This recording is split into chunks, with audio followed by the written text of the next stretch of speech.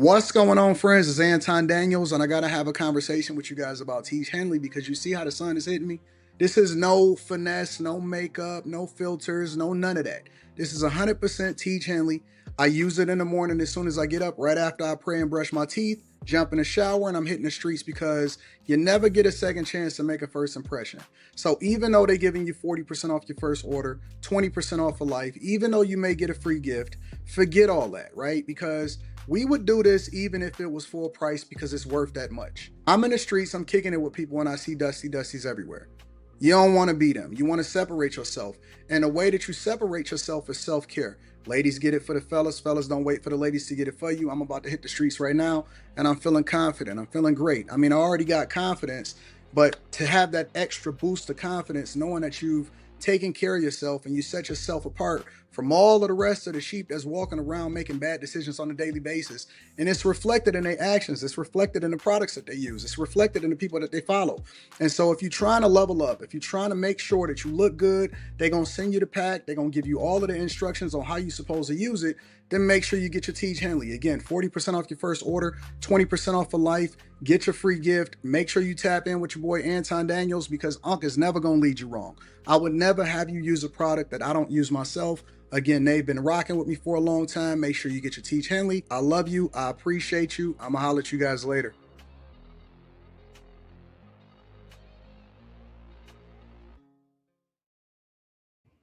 What's going on is Anton from AntonDaniels.com. I appreciate you guys for continuing to rock with me. Thank y'all for tuning in for another edition of the Millionaire Morning Show. What up, what up, what up, what up, what up, what up to my beautiful people in the building? What's going on, friends? Yeah, Chris Cunningham. What up, though? What's up to all of my friends? Check your email, bro. I'll be checking my email. Sometimes it just take me a little minute to respond. You've been watching me for years? Well, guess what? Guess what? I appreciate you. I am refreshed, Limitless Minds. I am very refreshed. Sometimes, what up, though, Phil? What up? Sometimes it take you a minute because I have been up for like 48 hours because of that long flight yesterday. But we here. What's up to all of my friends and family? Cosby taking care of the waitresses. I don't even know what that means. We do got a lot to talk about today, though. Lots and lots and lots to do, and lots and lots and lots to get into. I guess I should airdrop this. I'm experimenting with these Google Glasses. Google Glasses. Why I keep calling them Google Glasses? I had the early prototypes, and I'm gonna read these cash apps in a second. I had the early prototypes of these Ray-Bans, and so now I'm starting to use them and play around with them. And I think I might even start a new channel based on them. You know what I'm saying? Might even start a new channel based on them, but I don't know. I'm not sure what I'm gonna do yet. Still trying to figure it out. I'm always experimenting, always messing around. And the only reason I say that is because I be wanting y'all to see some of the stuff that I see. You know? I'll be wanting y'all to experience some of the stuff that I experience. Getting out, seeing the streets, see some of these cities from a first person view.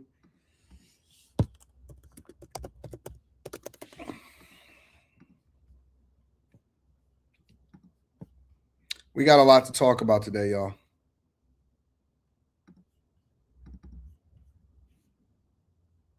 Did I read your chat about getting my pilot's license? No, I have not read that. You think I should get a pilot license? Well, the first thing that I want to talk about is what's happening out here in Manchester. So this is the streets of Manchester, and it's a lot of activity out here. It kind of reminds me of New York. It really does. It reminds me of New York with all of the stuff going on. Now you got to remember, they're 5 hours ahead of me. So this is right before I jumped off on after hours yesterday. So after hours was like 10:45. Let's just say 10 o'clock. So really, this was like 2 o'clock in the morning. And you could see me walking into a store that's nearby, and all of the different stuff that's in here, and there's so many different characters, and it's just crazy here, honestly. Like, I ain't gonna say crazy, but it's just a lot of culture. It's a lot of culture. It's a lot of things going on. Um,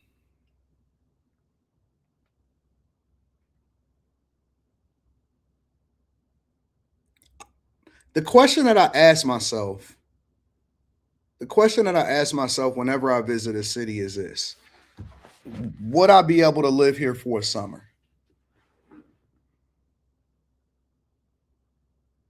Yeah, you see my bag chasers hat brim. Would I be able to live here for a summer is the question that I always ask myself. And yes, the only place that I can't see myself living in for a whole summer, the only place that I didn't like was the Dominican Republic. I did not like the Dominican Republic. And I was sitting next to the guy on the plane next to me, and he was saying the same thing, right? And because I guess he worked for the airline and he go to a lot of different places. You can see like the people look very liberal. They look very liberal, all of that stuff, which that's not a problem. But I just can't see myself living in the Dominican Republic.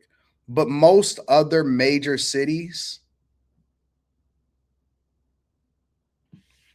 Tabby says, why? Why couldn't I see myself living in the Dominican Republic? Because in my opinion, it was like a third world. And I wanted to show some of the snacks. The cereals is kind of the same cereals, but their covers is different. You see how I call it Kellogg's Frosties? Instead of it saying Frosted Flakes, it said Kellogg's Frosties.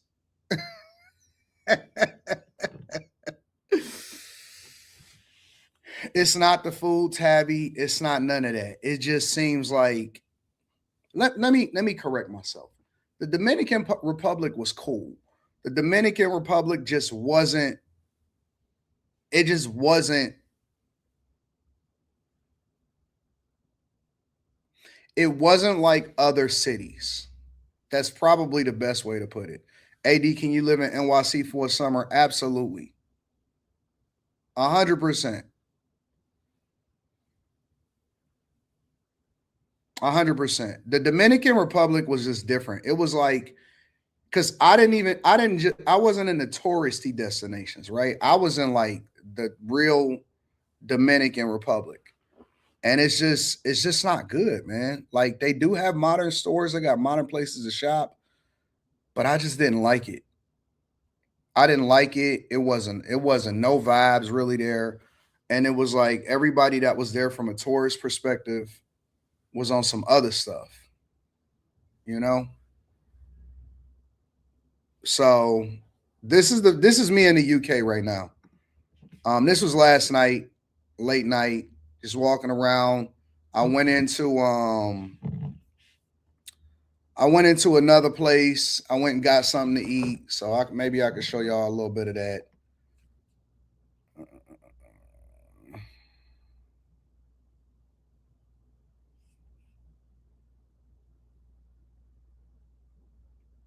And it was called, what was it called? Archie's.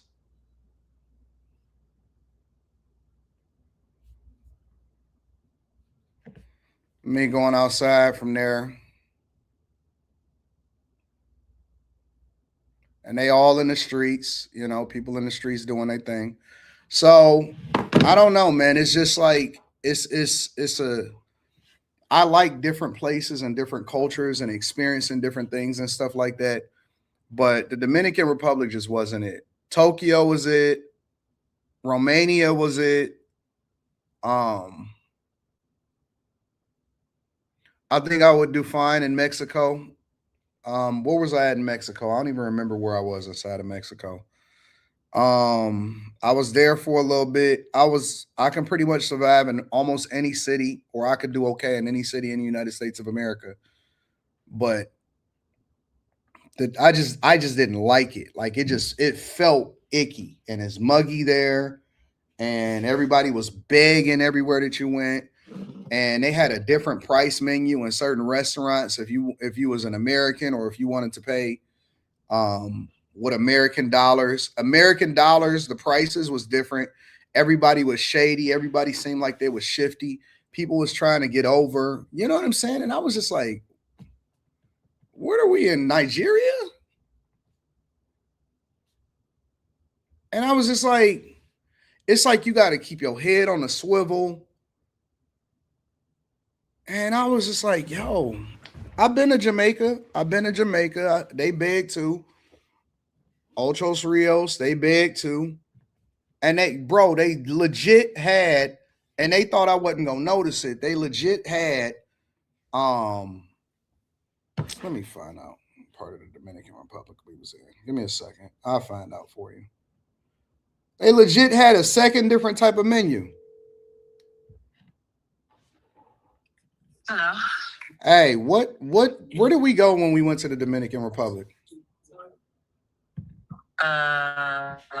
Dang, what city was that?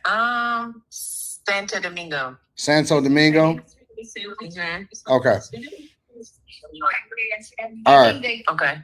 Where was we? What city was we in Mexico? They said something in the. I think I saw Mexico. I don't remember. I can pull it up. I got some pictures probably that I could find. I don't remember what city it was. No, it's not. Well, text it to me when you figure it out. Okay. All right. Santo Domingo. Yeah, man. It was just like, yo. And it didn't mean that it wasn't on night spots. It didn't mean none of that. It was just like, it was a lot going on. You know what I'm saying? And so could I visit it? Yeah, I could absolutely visit it. But I couldn't live there. Super trap thirsty. It's a bit nicer in the coastal areas. Yeah, I know. And I know that in a lot of the other places inside of the Dominican Republic, that there's also a lot of sex tourism. Sex tourism is a lot going on. And then you also have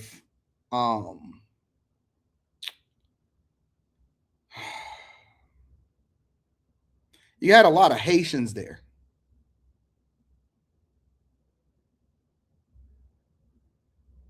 It was a lot of Haitians. A lot of Haitians.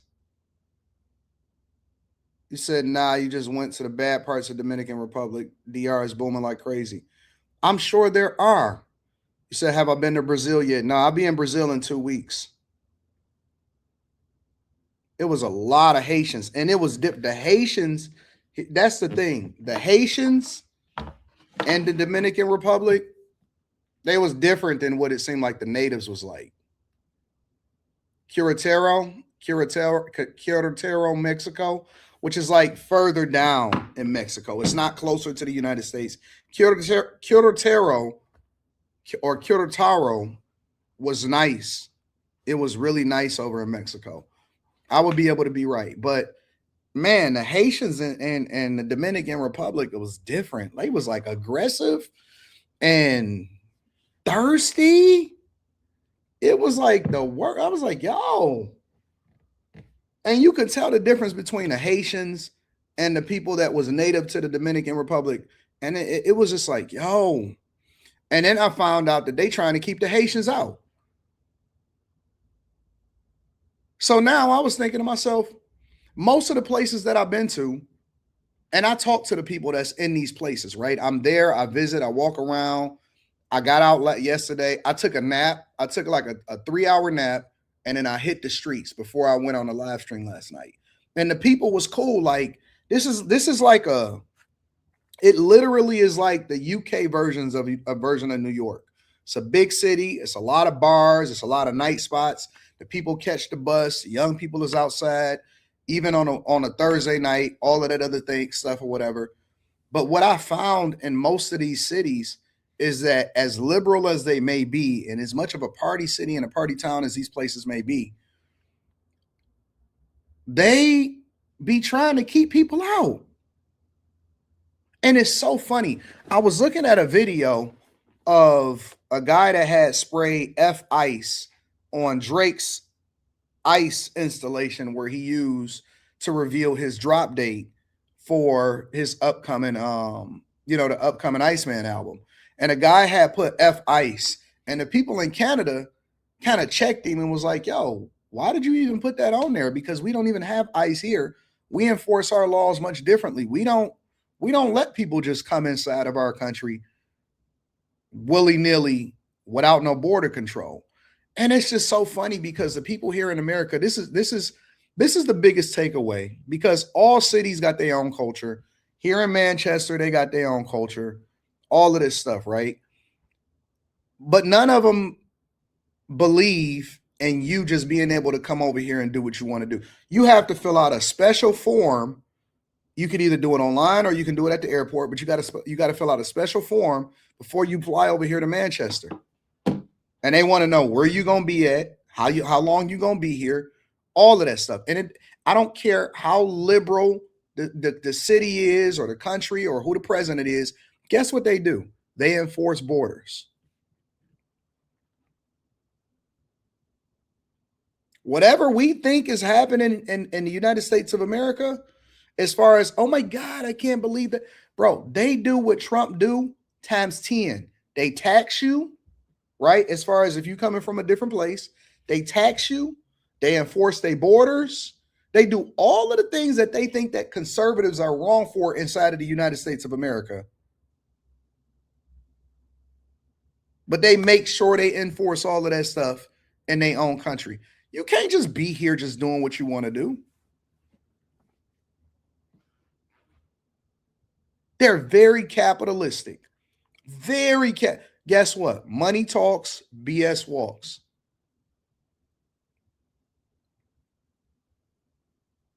Money talks, all of that other junk that y'all talking about, y'all think that, oh, they don't take. And you know what else? The biggest myth? Let me break down another myth that y'all have that's wrong. Is wrong as two left shoes. That's tipping culture is not a thing in other places. You're a liar. You're a liar. Tipping culture is real in Asia, in Asian countries, including Japan and Tokyo, Mexico, Romania, the Dominican Republic, here in Manchester, anywhere you go outside of the United States of America, every single place that I've been to, they have all had tipping culture. They do. I don't know where y'all got that from. I don't know who sat there and told y'all that. It's a lot of people. Somebody said you will offend people tipping everywhere. That's a lie. It's a lie. It's the biggest lie ever. Stop spreading false information that is not true. Nobody gets offended by getting extra money. Nobody. And I stayed at the Ritz when I was in Japan. Nobody gets offended by you giving extra money. Canada, been to Canada. People just be lying and y'all just go for it. Y'all will sit here and allow for these people to play in y'all faces. No, man, they come over here. Tipping is not real. Lies. You know how you get, even these Africans and Nigerians and Liberians and all of these people that come over here, they just cheat. Because guess how you get stuff done in their countries? Tipping. They don't even call it tipping. It's extortion over there. It's extortion. They come over here and don't want to spend the extra money. In their country, in order to get stuff done or to get past stuff or whatever, guess what you got to do? And they prefer you paying American dollars because they know it go way further.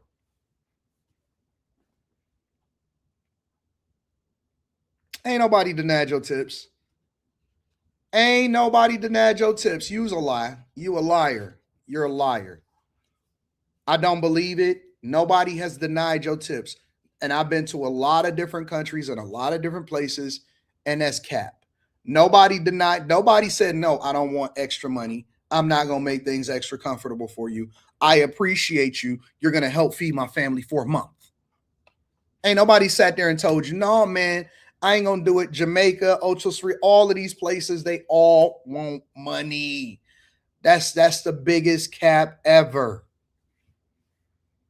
Even in Puerto Rico. I was in Puerto Rico. Somebody tried to tell me, oh, no, they don't care. They care. They do care.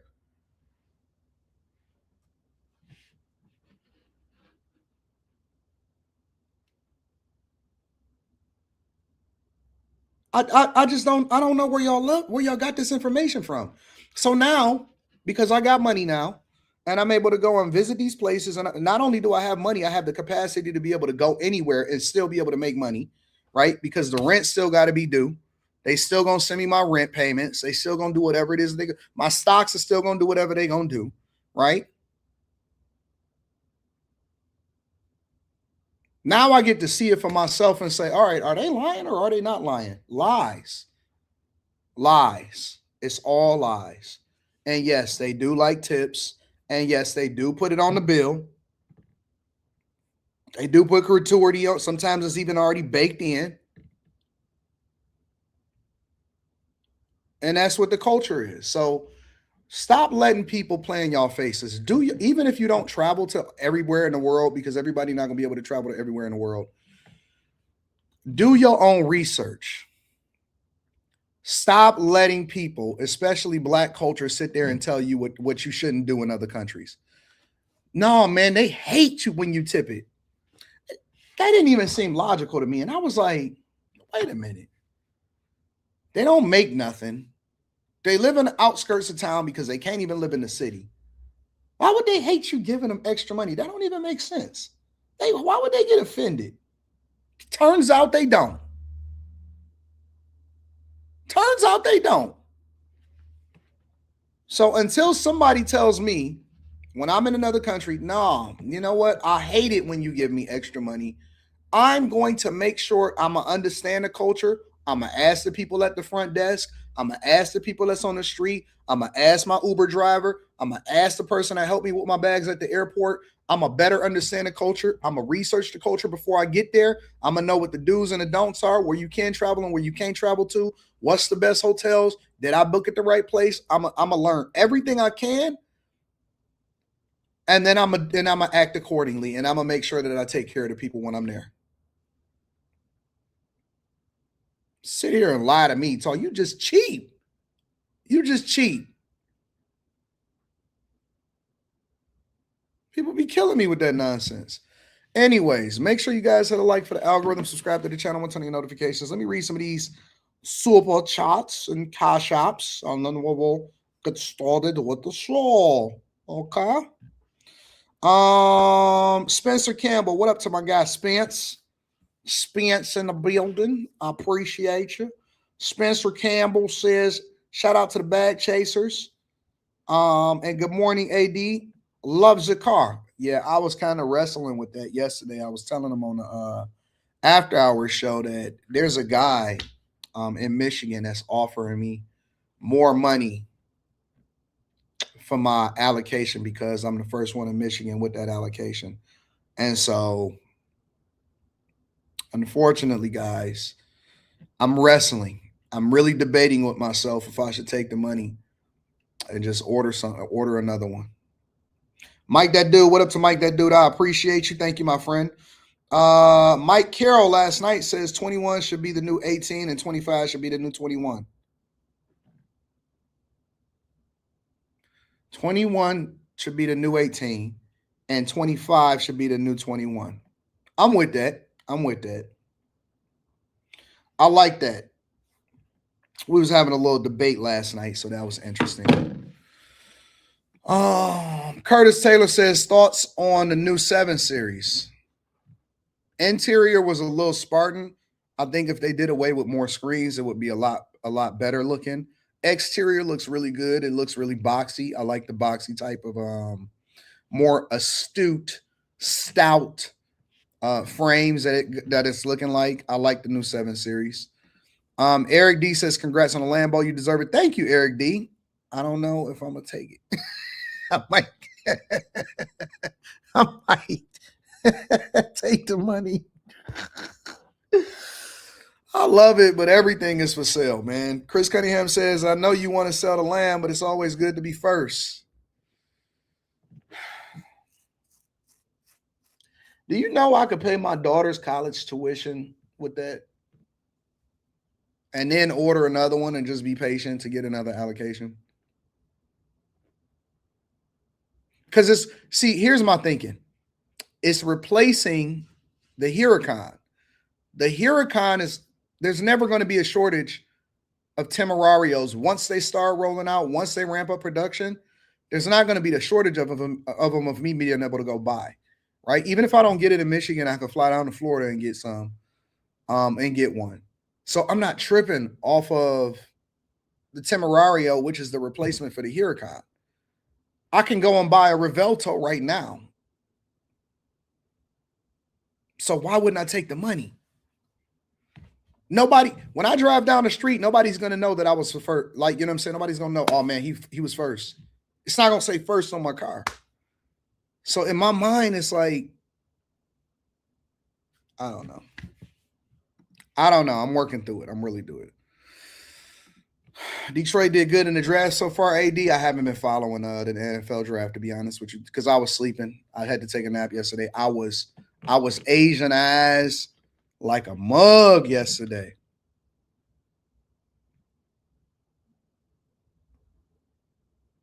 Get up, throw some water on your face.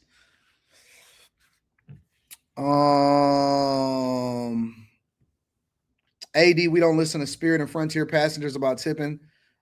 Hashtag brokies. We about to talk about that right now. That's a perfect segue. Thoughts on the Snoop backlash? Snoop is gonna be rich forever. I don't think that Snoop cares about what people think. You know why? You know why people don't care about why Snoop probably don't care what people think? Is because Snoop is probably one of the most famous people in the world.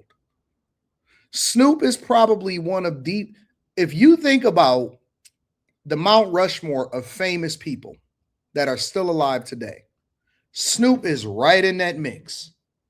Snoop is rich and worldwide famous. He don't have to answer to the black culture. Listen, it don't matter what Snoop say or what Snoop do. Snoop ain't regular. He not regular. Snoop to go over to China and they're going to be like, Snoop.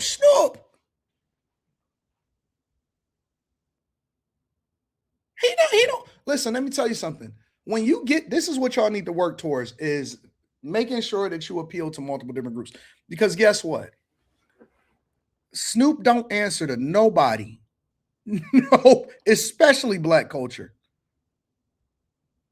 He gonna do what he want to do. And if I was Snoop, I wouldn't even check Twitter. He is possibly one of the most famous people in the world. I wouldn't give a F if I was Snoop. Mr. King Davis says, AD, have you been to Toronto? And if so, what are your thoughts on the city? I haven't been to Toronto. I'm going to go to Toronto this year. I've been at Windsor. I've been to Calgary. I've been to multiple different places inside of Canada, because Windsor is right across the street from Detroit. But I've never been to Toronto. I got to hit Toronto this summer. I've been promising to come to Toronto. I'm going to come to Toronto and see what's happening. All right. Yes, Snoop is more famous than Hov. Snoop is more famous than Hov. And we can talk about this on After Hours tonight if y'all want to.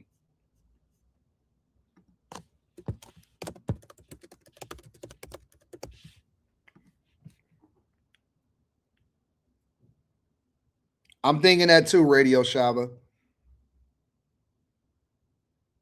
Listen. Outside of maybe Drake, and I'm just thinking about rappers at this point. Drake, Eminem,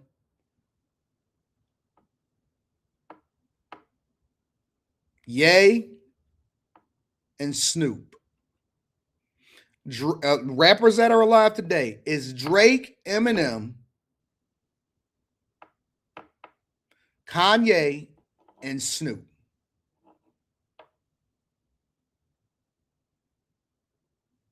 Those are the most famous rappers in the world. That's it. Ain't no more. There are no more famous rappers than those four right there. I don't even know if there's a fifth. Bad Bunny is not a rapper, so I'm not putting that. Wayne is not in the same category as Snoop, Drake, Eminem, and Kanye as far as worldwide. Wayne is famous, and Wayne is culturally an icon. He not in the same category as the rest of them when it comes to the world. The world. No. I'm telling you. And if I'm trying to think of it right off the top of my head, we about to go into this Spirit conversation right now. Spirit Airlines. Listen, man. Listen.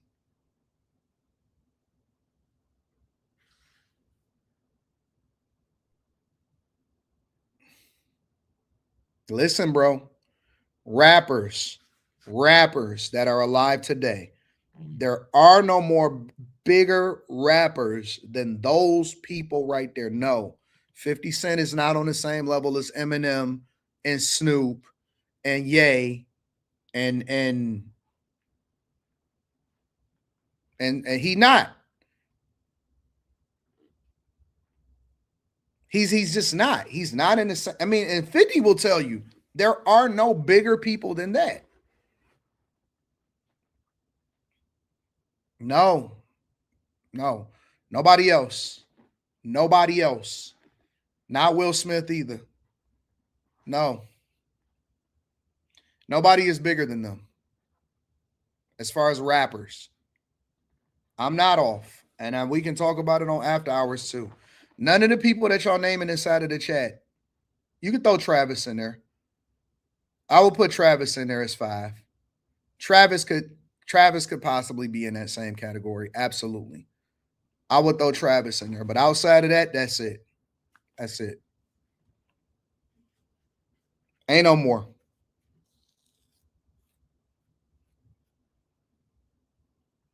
Ain't no more. There are no bigger people than those people right here. That's it. Yes, Travis Scott is bigger than Will Smith as a musician and as a rapper. Absolutely. Absolutely. Travis do some of the biggest festivals in the world. Listen, Will Smith as a rapper is nowhere near as big as Travis Scott is worldwide.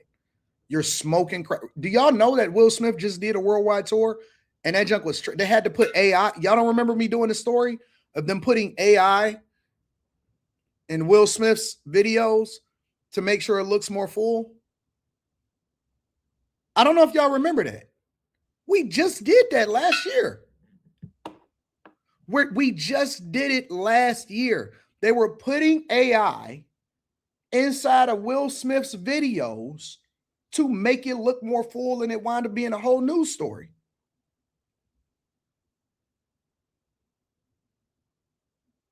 Now, if you're saying that Will Smith is dropping a movie, cool.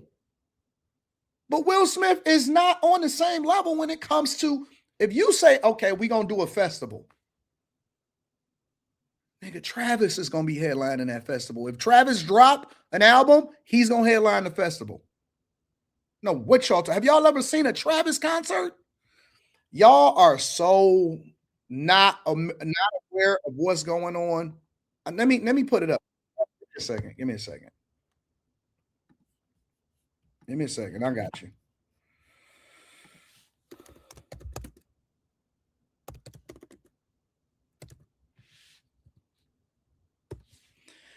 Travis had to stop doing concerts because there were so many people at the concert. Let me show you a Travis Scott concert, and then maybe y'all will understand it a little bit differently. This is in Milano, all right? Let me turn off the audio so that I don't get, I don't want to get copyrighted on this one. Give me a second. Let me share with you.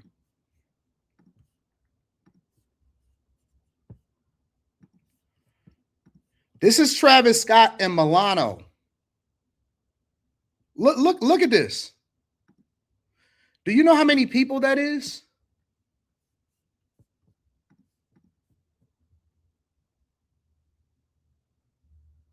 That is Milano, bro.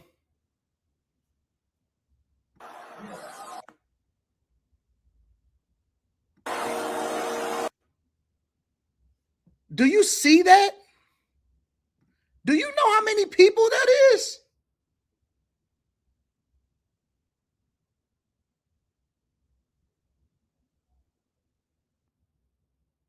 I don't think y'all really understand how big some of these people are internationally.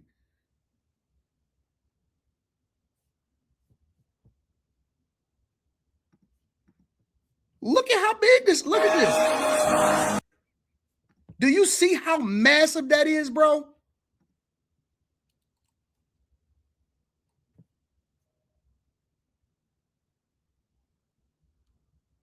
That's insane.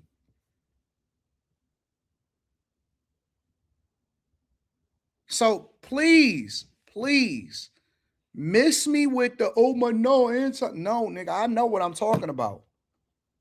Y'all still talking about this hood culture. That's what I keep telling y'all. It's different in the world.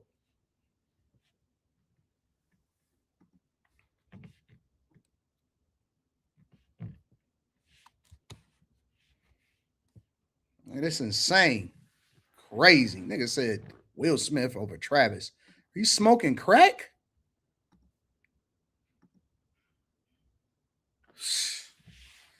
Somebody said, did you go to a Travis Scott concert? Nah, it's not my thing. Like, I wouldn't go to a Travis Scott concert just because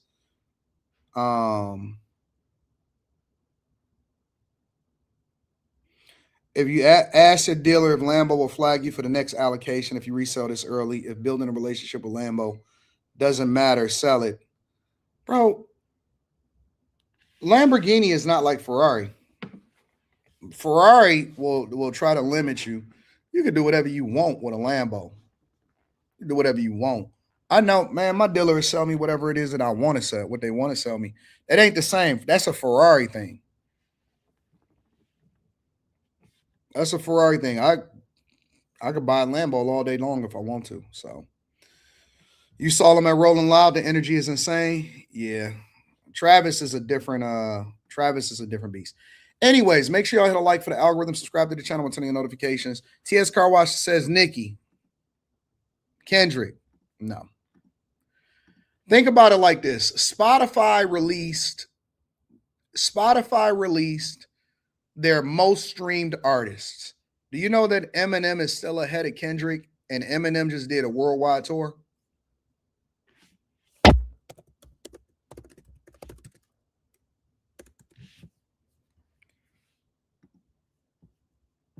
Most streamed music of all time. This was the list. Check this out. I'm gonna learn y'all something today. This is Spotify's list. Taylor, Bad Bunny, Drake, The Weeknd, Ariana Grande, Ed Sheeran, Justin Bieber, Billie Eilish, Eminem, Kanye West, Post Malone. Travis Scott is number 11. Ain't even dropped nothing recently. BTS, Post Malone, Bruno Mars, J Balvin, Rihanna, Coldplay, then Kendrick. Y'all got to stop comparing, bro. Y'all got to stop comparing and thinking that it's levels, bro. Like, I know y'all like different stuff and all of that stuff, but y'all got to start really paying attention to the concerts, to the numbers, and looking at stuff in its totality. It's not the same. It's not the same as y'all think it is. No, he's not in the same category as Travis, Eminem, Ye. No, he's not.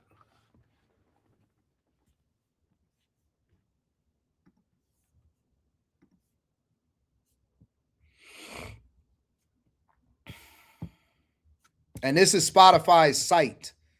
This is literally on Spotify's site. It's not a fake list.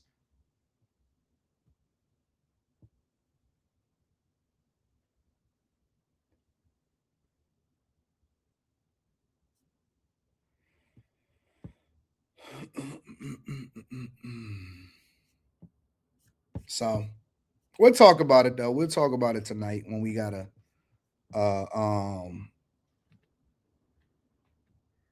when we get there.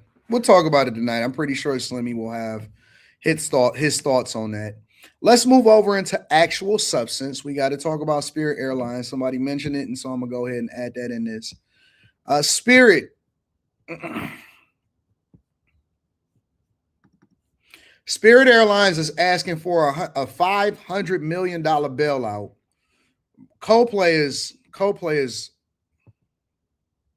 Spirit is asking for a $500 million bailout from the Trump administration. Make sure y'all hit a like for the algorithm, subscribe to the channel, and turn on your notifications. At Spirit Airlines, whether you fly it or not, the fate of that low-cost carrier could affect ticket prices across the industry, which is one reason the Trump administration is considering a bailout for Spirit.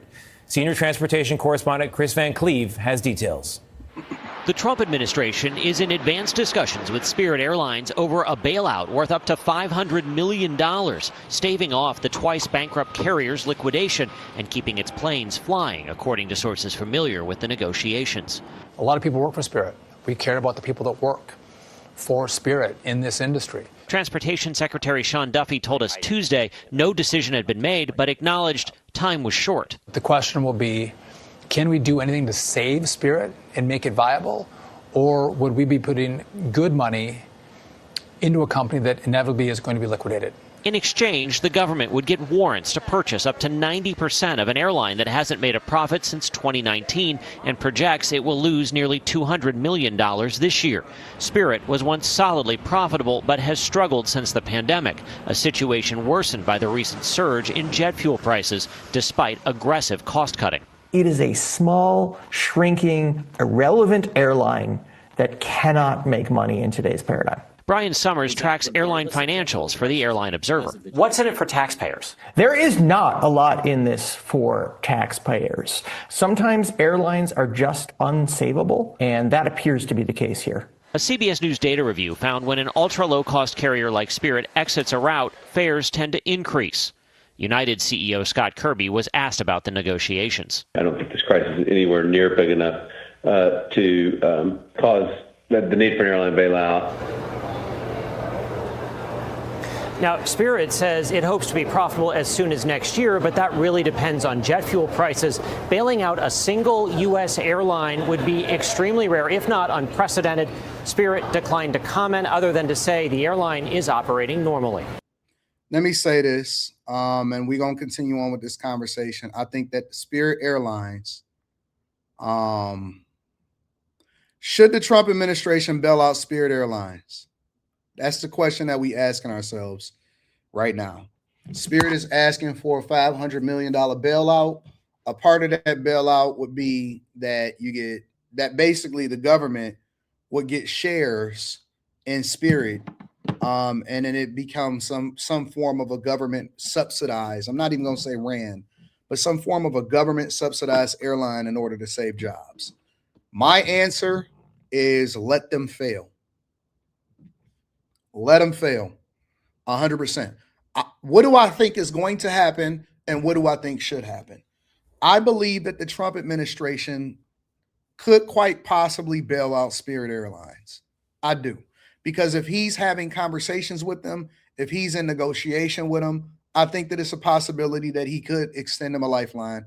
And one of the reasons why I think that can happen is because there's according to statistics, they say that there's around 14,000 people that in some way, shape, or form works for Spirit, is affiliated with Spirit, or benefits from Spirit. And I think that the Trump administration right now, especially because we have so much going on with Iran, is looking to make sure that they continue to boost their reputation, especially going into the 2026 primaries. So it's a possibility he could extend a lifeline to Spirit. But I think it'll be a grave mistake. And I think that capitalism should be taking its course in the airline industry. And What should have happened, let me tell you what should have happened. What should have happened was during the Biden administration, I think it was JetBlue that had offered to buy Spirit or merge with Spirit and some have a takeover of Spirit. The Biden administration used the Justice Department and other tools to prevent that merger from happening and saving the airline industry. Back then, I knew that Spirit was in trouble. Frontier is in trouble right now. The Biden administration actually blocked that merger. They blocked them from being able to buy Spirit and taking that over, right? And so they should have allowed for that to happen because the airline industry needs to be consolidated. It's not the type of industry that you need more competition. So think about it from antitrust and Google and Microsoft and Apple and stuff. And they say, oh man, these companies got a big monopoly, right? I don't think that they have as much of a monopoly as you may think, but let's just assume for the sake of conversation, JetBlue, let's assume for the sake of conversation, you could say, oh man, these companies got too much control over the app store. They're not allowing for more competition. And you want to make a pitch that they are monopolies that's controlling the market. Well, I think that you can do that, and you might want to have that conversation about breaking up those companies because they're insanely profitable. When you talk about the airline industry, I don't think that more competition is good, because if you've been in any stock club conversation, if you're joined the Patreon, if you watch any live stream that I did about the retail economy, hotel industries, airline industry, anything that could be affected by what goes on as far as consumer interests, then you know that it is a very, very debt-laden, not really that profitable industry. And so they need to be consolidated. And the pitch from the Biden administration was, well, profitability, right? Or competition brings down prices for consumers. No, it forces, in the airline industry, in most instances, a lot of times it forces other airlines to go bankrupt. And you have to remember that Spirit Airlines had filed for bankruptcy twice before they just ran into this cash crunch. And now they're going into the Trump administration and they're saying that they could lose about $200 million this year. So they need $500 million to stay solvent. And in return, the government can get shares in the company. As taxpayers, I don't think that we want shares in Spirit. I told people not to buy shares in Spirit or the airline industry altogether, regardless of how you felt like these different airlines was being profitable or they was going to come out of COVID or the pandemic. I told y'all inside of Stock Club that that's not what we do. We don't buy airline stocks. We don't buy airline stocks. This should not be a race to the bottom, bro. It shouldn't be a race to the bottom as far as who can come up with the lowest flight ticket prices. The airline industry should be able to compete, figure out how to be profitable on their own. And every company that is going bankrupt should not be able to go to the Trump administration or go to the federal government and say, hey, can you bail us out? No. The only reason why I believe that it was okay to bail out the banks is because A, we had to protect the dollar as the world's reserve currency. B, we don't make anything inside of the United States of America anymore. And so that became the way in which we generated wealth and we stayed on top as far as the world is concerned. That's how we use our leverage. And C, it was the housing crisis during 2008 and everything was collapsing. So even though I hated the fact that nobody went to jail, everybody got rich, and a lot more people should have been held accountable, especially these CEOs of these banks. Unfortunately, our economy became so dependent on the banking industry. And let's be clear, banks fail all the time. The big banks during 2008 that was issuing all of the mortgages, they should have been held accountable. But banks, tens of banks collapse every single year. Banks fail all the time. All the time. And nobody bails them out anymore. And so I believe in a capitalistic society, you need to let Spirit fail. Now, I know y'all still want y'all low-cost flights to flying over to the Dominican Republic and going to Thailand so you can get with your little lady boys and stuff like that. I know that's what you want. And Chief Nuck with no profile picture. Let me tell you something. You can't use one to justify the other. And y'all have to strengthen y'all arguments. As a culture, that is in the debate world, all right, we consider that the weakest argument. If you say, well, better our money going towards that than going towards the wars, one is not commensurate with the other one.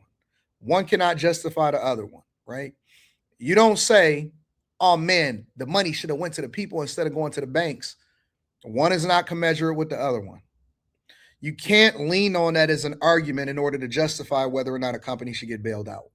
That's like your mama telling you to do the dishes and you say, well, but you didn't tell her to do the dishes the other day. Man, if you don't get your monkey butt in that kitchen and do them dishes, you don't know, that ain't got nothing to do with you.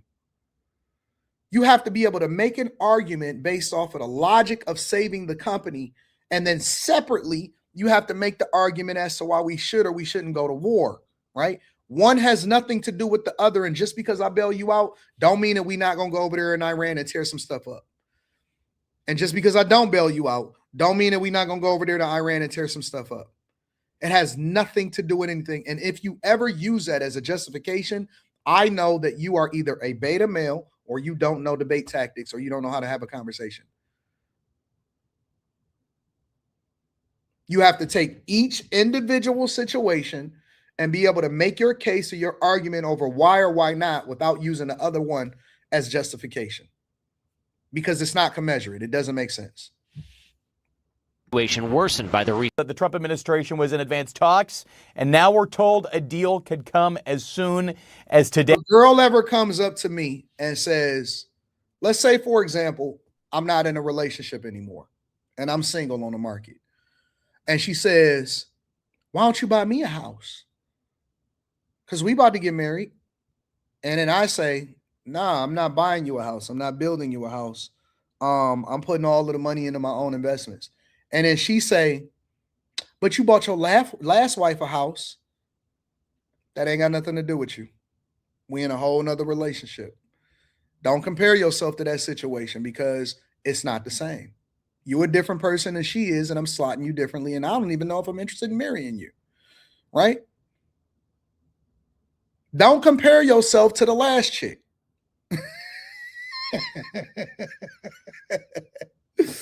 You know what I'm saying? Don't compare yourself because you're going to get your feelings hurt like that. If you're talking to me based off of what you seen was happening in the last relationship, then you are going to be sadly mistaken on how I treat you. You're going to be very, very mistaken on how I treat you. There's a lot of guys that get into new relationships, and guess what the old chicks say? Oh, you was different. Oh, now you want to be like this. Yep, I'm in a new situation with a new chick. Please don't compare. Just give me my kid. The old chick can't sit there and dictate or compare herself or how y'all used to be to how you are now with the new chick. I don't charge the same as I did back in 1999. I don't charge the same. You can't pay me the same thing that you paid me in 2015. That's correct. Yesterday's price is not today's price. It's a different set of circumstances. I'm in a different space in my life. I got a different type of money.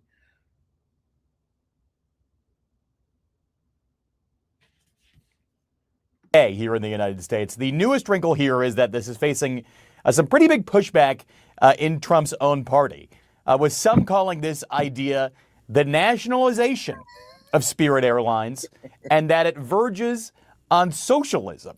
Here's what we're talking about. A source close to these talks tells us the federal government's considering a $500 million bailout of Spirit Airlines.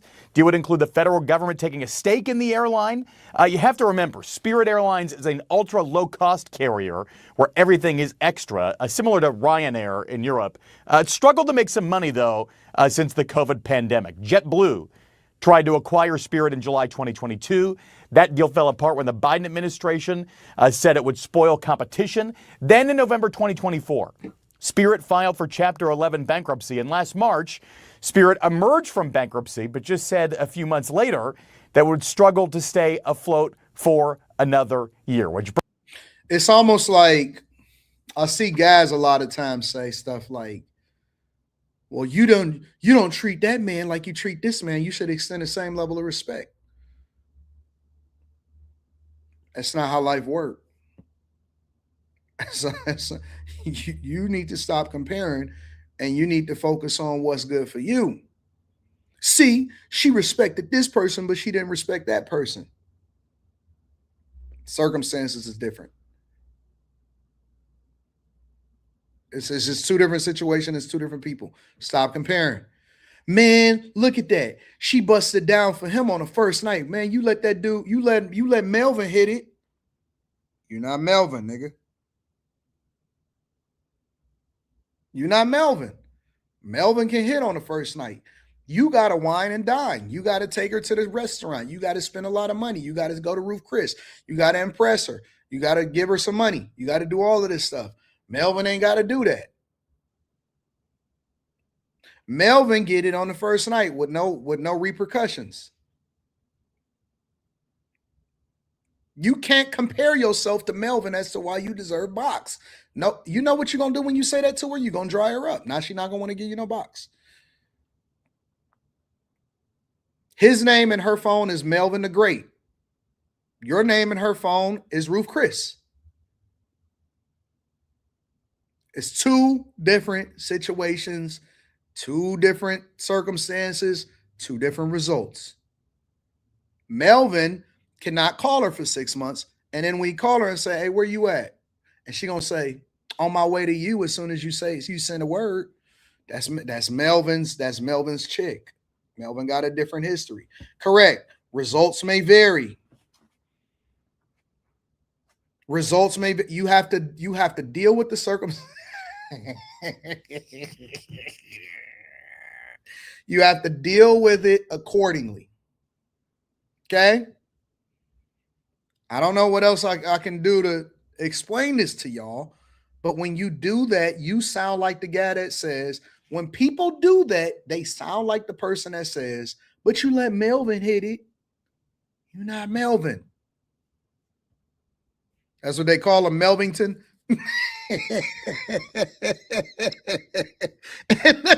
let me be clear. Listen, when you understand life from this lens, from a non-comparative lens, life is so much better. Life is so much better because when you stop caring and worrying about how Melvin got it, you gonna get yours. Guess what? She both of ours anyway. Did you get it? Comparison is the thief of joy. You couldn't even enjoy it because you were so focused on why Melvin got it. Stop worrying about Melvin. Melvin got it this way. You got it. Did you cross the finish line though? Were you successful? He may know somebody at the company and he may get his promotion. He gonna become, whatever. His pathway to becoming CEO is his pathway to becoming CEO. I had to start my own company, and then that's when I became CEO, but I may make a little bit more than him now, but he got it faster and he was able to get it in corporate America. Guess what? We both getting money. We both getting money. Your pathway to success and my path, you never know. The other person, you looking at them and you trying to compare yourself to them, they may be looking at you and saying, man, they got all of the freedom in the world, and I got to worry about answering to the boss, and I may get cut tomorrow. They looking at you and they saying, man, he is in a great space, and they celebrating you. Hey, man, I salute you. You in a great space. You winning. You looking at them and comparing and wanting to be like them, and they looking at you and saying, oh, man, he really getting it. But because you so focused on trying to compare yourself and looking at where you lack is why you are in a lacking position and why you a loser. That's why you can't get what you deserve, because you so focused on what everybody else is doing. We got to stop this comparison thing. We got to stop using it as an excuse to justify or to limit ourselves. Focus on what you got. Focus on what you got going on. He got 6 chicks. You got 3.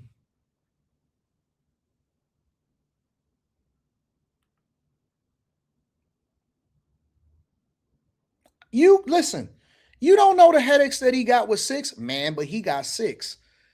You know what he got to deal with? Do you know the headaches, the juggling that he got to do? Why it's much more difficult? Now he got to take pills because he got to make sure that he's satisfying 6. You could just be chilling and you got you a cool 3. You might need 2. You know what? I'm looking to cut the dead weight over here. You might need 2 or 1 in a possible, like spades. There's no point in trying to compare. Are you happy? Does this fit your lifestyle? Or are you so worried about what he got going on? Personally, I don't think 6 is a feasible number. I think that that's a very big headache. 6 is for 20-year-olds that don't know no better. As a 40-year-old, a really good 1 is sufficient for me. A 1 that know how to shut up and meet me when I call them and say, hey, you ready to go? You ready to have a good time? And she know how to operate by herself without bothering me all the time. A solid 1 is sufficient for Anton. I don't need all of the headaches. So I'm not comparing myself to you because I don't want the type of headaches that you got. 1.2 if they acting up.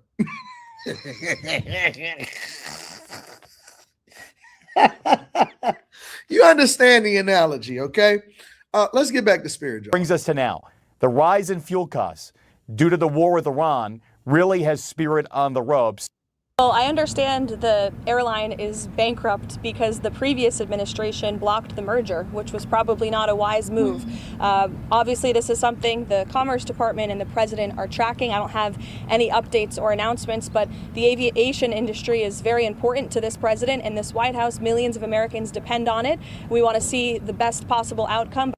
So clearly, this could be a huge economic event, any way you slice it. If the federal government bails out Spirit Airlines, that would be big, potentially. AD, what if he's a mushroom king like me? Shout out to the Mushroom Kings. And if you've never been to this show before, this is what we do. We use outside examples in order to illustrate a point when it comes to stuff like Spirit Airlines. Get yours. Get yours. Let me ask you a question. How would you know? How would you know? Why would you ask? How would you know? Why would you care? Why would you care? I have never known any guy in real life, at least not admittedly, that sit there and compare themselves to another guy when they talking to a girl.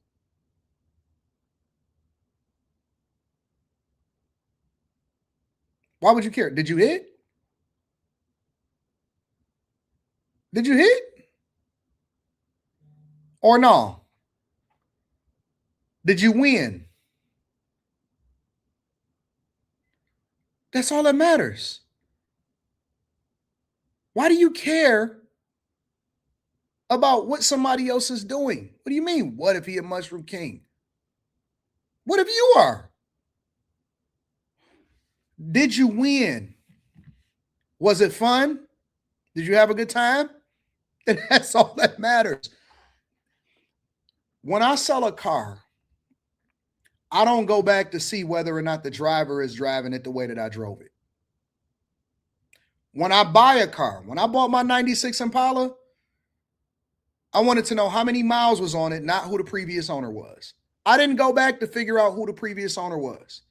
I looked at the motor, I looked at the engine, I looked at the mileage in order to evaluate the value of the car itself. And I bought it because I felt like it was a fair market price. I don't give a piss about the previous owner. The previous owner ain't me.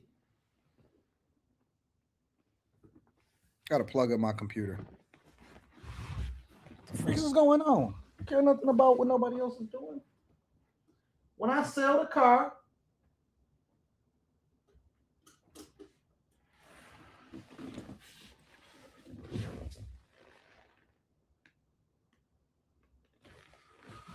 why is my computer unplugged?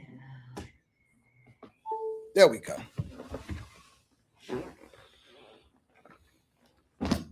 When I sell the car, I don't go back to see what they did with it after I sold it. I don't care nothing about that. That's not my problem. That's somebody else's problem.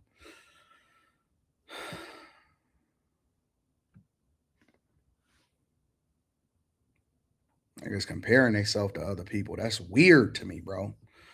Let me read some of these super chats, see what's happening in these streets. What up to P? Shank says, good morning, Anton Daniels of the Millionaire Morning Show. Enjoy your weekend. I'm working this weekend, baby. I'm working. I'm more motivated than ever to work. Demetrius says, what do you think about Intel as a growth stock? I think that you're better off going with NVIDIA instead of Intel. I don't like Intel. William Collins says, Melvin might be a mushroom king and you not. It don't even matter. Listen, I don't care what Melvin is. I know who I am, and that's what I'm focused on. Only thing I'm focused on is me. I don't care about what Melvin do. I don't care what Jason did. I don't care what Keith did. And I don't care what Chad did. Right now, she's mine until she's not. And I would advise whoever, I strongly advise whoever get her after me is not focused on what Anton did, or Keith, or Melvin, or Chad, or Jason. And the same thing for the ladies. They need to be focused on what's in front of them, not who had them before. 392Q says, so Kamala lost trying to compare herself to Trump and Jasmine Crockett. That's how she lost. If you plan me, keep it on the low, says Manny Plays PC. I just don't, man. I don't understand that comparison stuff, bro. All of that stuff is weird, man. I don't even compare myself when it comes to people with money. When somebody got more than me, or if somebody is successful also, or if they more successful than me, I look at them as motivation, and I'm trying to understand how they did it instead of comparing ourselves to see whether I stand in the same category. Nah, you a winner, you got a yacht. I think that's dope. You a winner and your net worth is X because you was able to leverage the bank's money in order to build up your real estate portfolio. That's awesome, bro. I think that's great. I built mine based off of putting my own money into it. And guess what? We both got rich. Let's compare and contrast information so I can leverage some of the info you got. You can leverage some of the info I got, and then maybe we can get richer. I don't have to. I'm not caring about all of that other stuff. All right. So make sure y'all tap into the Patreon. Link is in the description as well as pinned to the top of the chat. Let me look at my list of things I can pick from that I want to cover based off of what's going on. Oh, I know what I want to cover. That.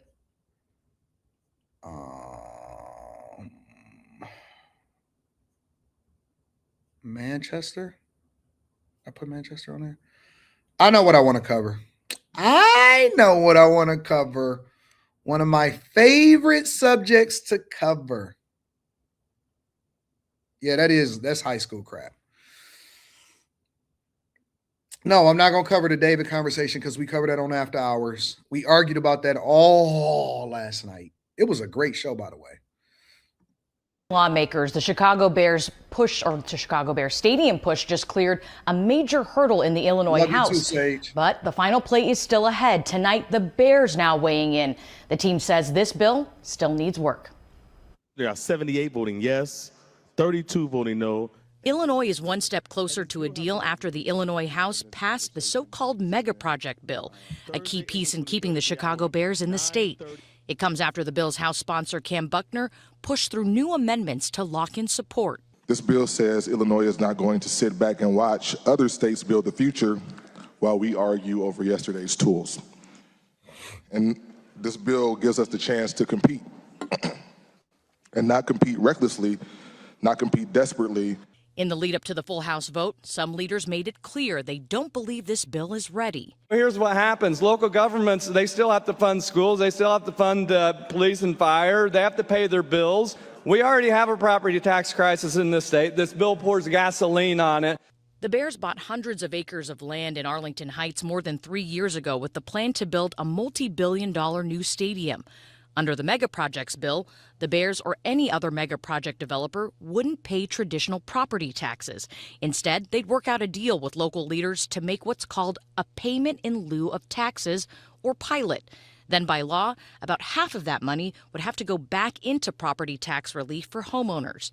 The Bears saying tonight, quote, "We welcome the progress made on the House's version of the mega project bill. However, additional amendments are necessary to make the Arlington Heights site feasible for our stadium project.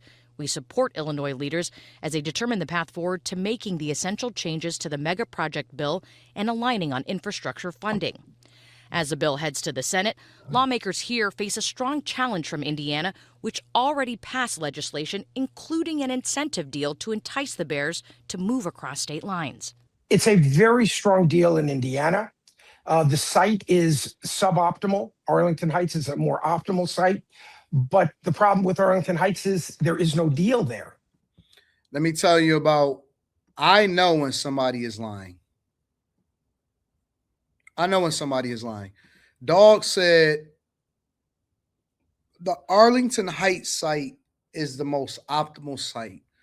I know a lie when I hear it. I've watched videos of people make the trek to Arlington Heights and people make the trek over to Hammond, Indiana to see what the trek would be like, all of that stuff.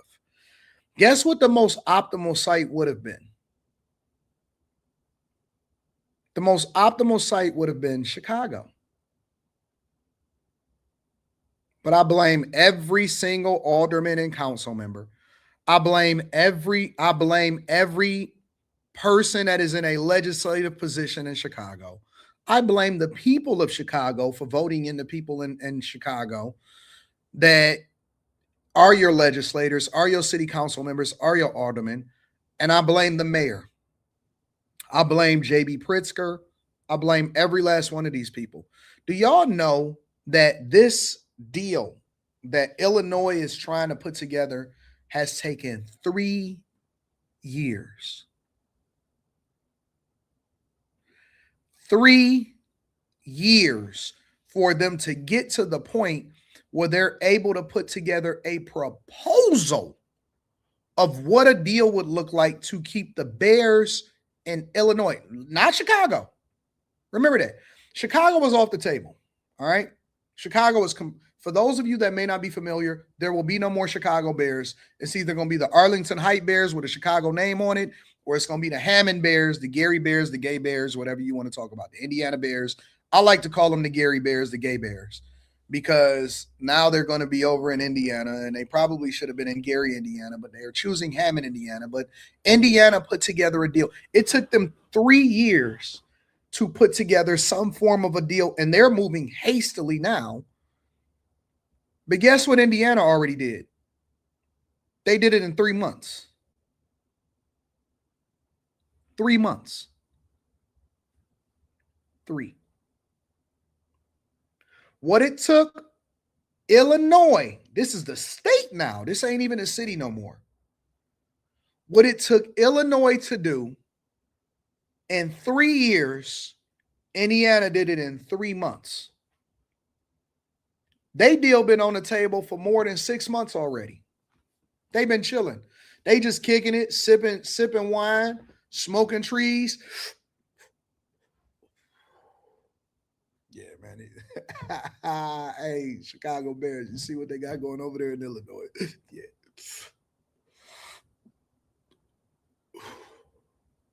It's crazy what they got going over there in Illinois, dog. Yeah, man. I'm just letting them embarrass themselves. But I mean, you know what? You can keep chilling with them. We doing what we do, bro. And you know what the Chicago Bears said?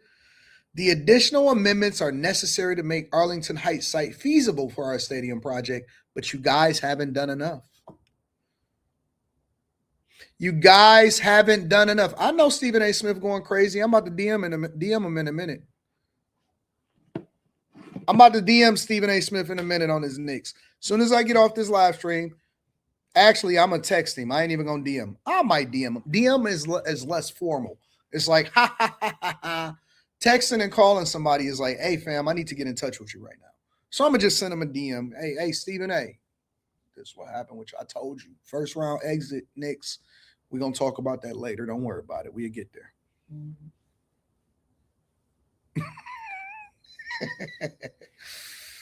So now, listen, the Bears are gone. Out of there. The Bears are gone. This dude look like Trump, don't he? Somebody said he was a Timu Trump in the chat. Is that the look that he going for? I didn't even realize it till somebody in the chat just said it.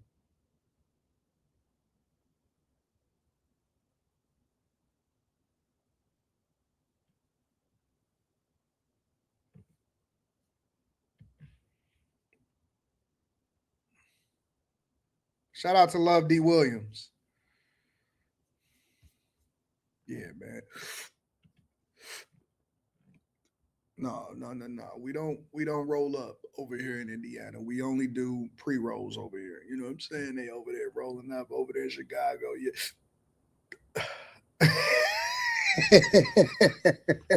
We don't do pre-rolls over here in Indiana. You know what I'm saying? I mean, we don't do roll up. You know what I'm saying? They still breaking their stuff down. They still using grinders over there. Nah, man, we just get pre-rolls. All we want to do is get straight to it. We're not wasting no time. They do pre-rolls in Indiana.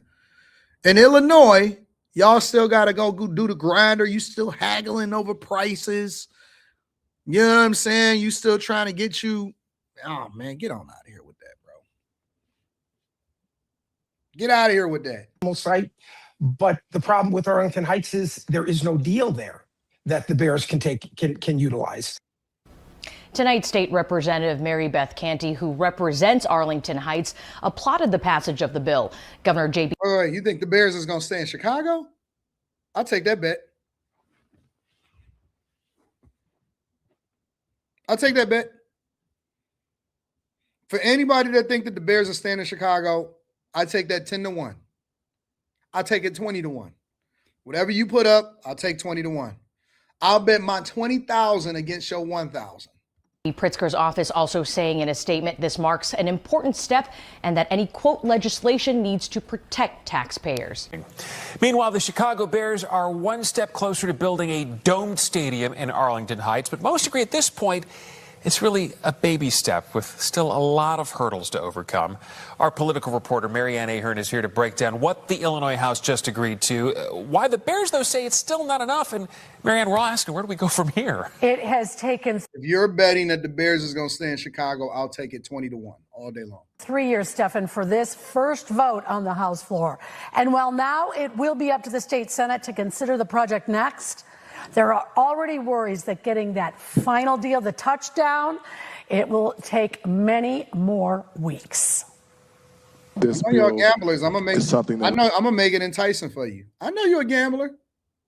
Yeah, I know you're a gambler. I want my money.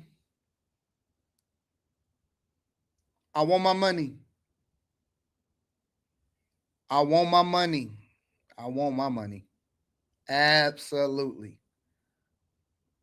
Anybody that's betting that the Chicago Bears stays in Chicago, I'll give you odds like you've never seen before, and I want my money. I want my money immediately. Right after the announcement, I want my money. We've been looking for a long time. The Illinois House, with a vote of 78 to 32, agreed on the mega projects bill that lays the groundwork for the Bears to move to Arlington Heights. However, even the House sponsor, Cam Buckner, knows changes will be made in the Senate and will require a second vote back in the House. I know 3 years sounds like an inordinate amount of time, but the truth of the matter is that when it comes to mega projects and stadium deals, they take a very long time. The Chicago Bears say they welcome the progress, but also note additional amendments are necessary. Likewise, Governor Pritzker calls it an important. Yeah, I got him in a chokehold right now. Hey, hey,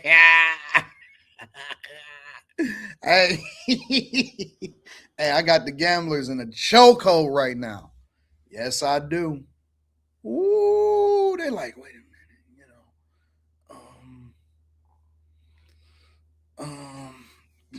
I mean, it's a chance. You know what I'm saying? You want to take a chance on that? I'm with it if you with it. Hey man, hey, y'all want in on this? I mean, what's the worst we can lose? You know what I'm saying? In order to make that 20 to 1, nigga, what we gonna get 20 to 1 from? I got the fiends, the casino fiends in a chokehold in the chat right now. They are on 10. Wait a minute. If he said 5 to 1, I might have passed. He said 20 to 1. I don't know how we could walk away from this. Worst case scenario, we lose, but what happened if we win though?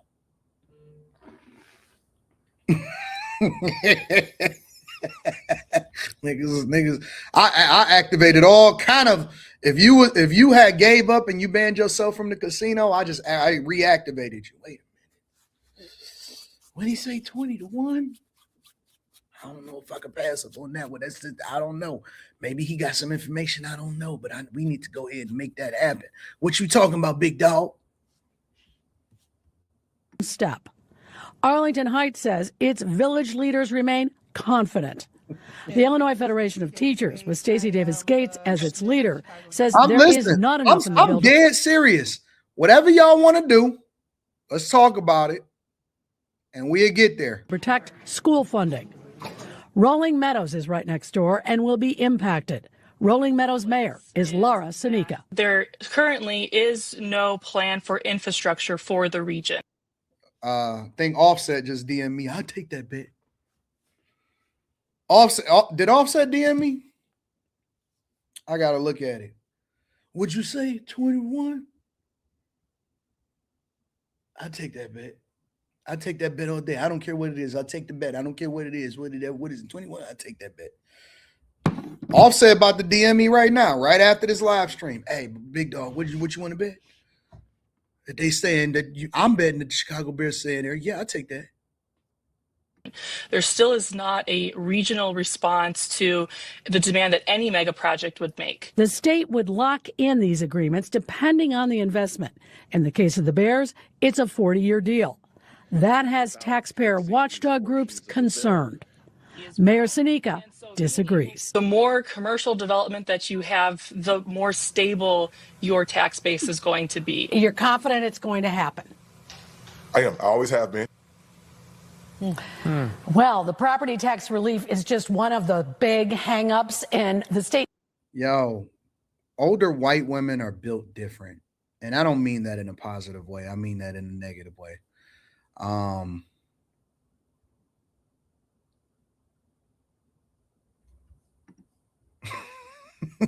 Look at Sly. Hey, Sly said, bro, you ain't lying. I'm not a gambler over here trying to figure out how much I can afford to lose.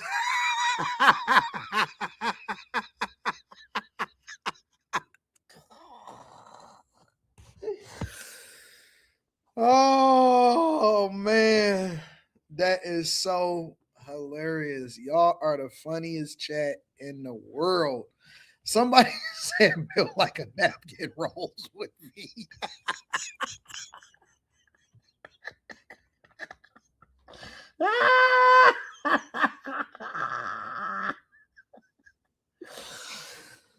Oh, yo. Oh man, y'all can't do this to me.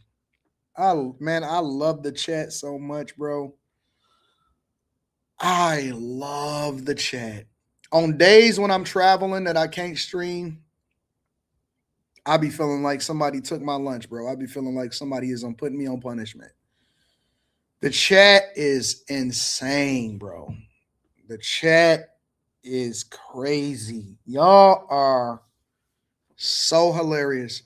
Do y'all know that? You know what the funniest part about Room 9? You know the funniest part about after hours on Room 9? It's the chat's participation.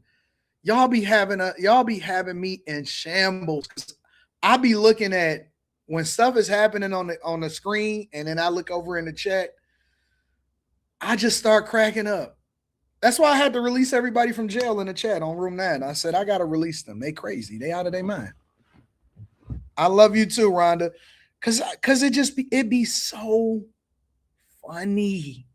It'd be so funny. And I could tell when people are affected by the chat, that junk is so funny, bro. Oh. And people be getting upset and junk, and they be crashing out because they be looking at the chat. I just be cracking up.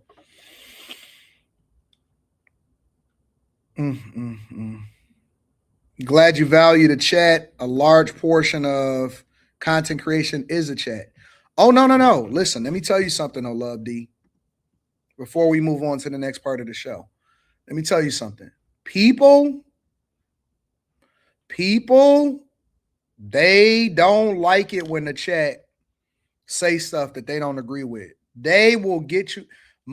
I would say that 95, 96, I would say 97%, maybe 97% of content creators, they get you up out of there. If you say something that's out of pocket or you say something that they don't like, most people, most platforms, if you say something that is not in alignment with what they agree with, they get you up out of there. They do not, most places don't care. They don't give you that freedom. They don't say, hey, listen, whatever. I'll just roast you back. Like, I'll go back and forth with you. I'll bring you up. I'll do all of that stuff. I'll drop the link for you. I'll do any of that type of stuff. I don't care. I think it's hilarious. Everybody, a lot of content creators, they are sensitive. Matter of fact, I would even say that most content creators is more sensitive than the people that's in the chat.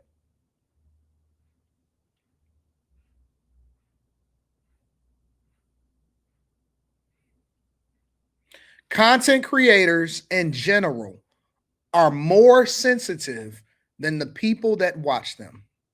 They are so sensitive. They don't like, and then even the people that's supposed to be the toughest, like the villains, like, oh man, we going off on this person. We going to do a live stream about them. If you disagree with them, they'll kick you out immediately.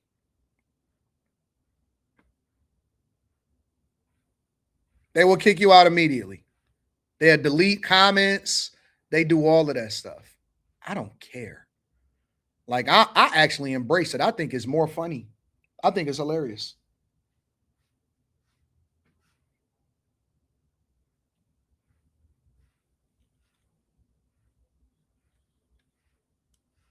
I think it's hilarious, bro. But you can't only embrace it when people agree with you. Some of my mods be like, AD, you're crazy. No, this is what happens. Let me bring up something about Israel or Erica Kirk or something like that, or Turning Point USA. Your car be on 10. I just be cracking up. I think it's hilarious. And then afterwards, we're like, hey, ready to get these videos done?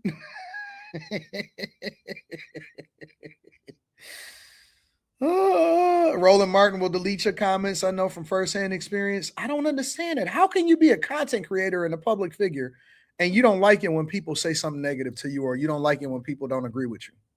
The only thing I say is, yo, we going to keep the same rules on the street as we keep inside of the chat. No women and children. Like, we don't talk about people's families, and we going to keep it chill on that type of time. Like, whatever you say about me, I'm going to get back on your ass. You know what I'm saying? I'm going to say it to you back. And then we going to shake hands, and then we going to live stream tomorrow.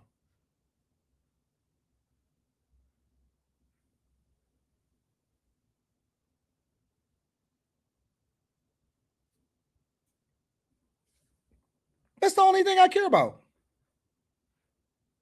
I don't like that echo chamber stuff, bro. It's no fun. It's no fun.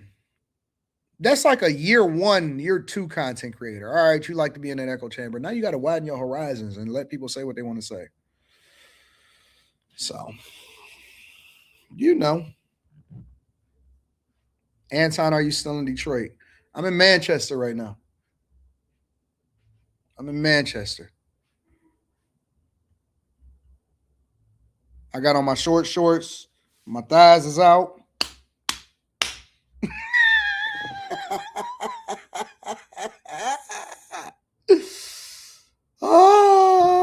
got on my short shorts. My thighs is out.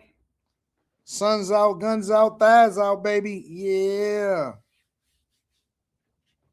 I'm Anton Daniels today. All right. Yes, I am. 392Q says Chicago going to lose the Bears comparing themselves to Indiana. Shit gone, bro. Facts. Courtney Yeager Show says, all respect and salute coming from one of the dopest small YouTube creators that's building and working to be big, showing love to the big homie. What up, Courtney Yeager? What up, Courtney Yeager?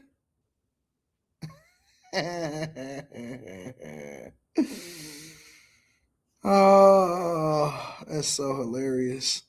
Chris Cunningham says, I have to vent, AD. The Knicks make my blood pressure well over 200. I was Bobby Knight last night. Knicks are way better than the Hawks. No, they're not. And when I get back to the city after Brazil, I'm going to start this show on sports.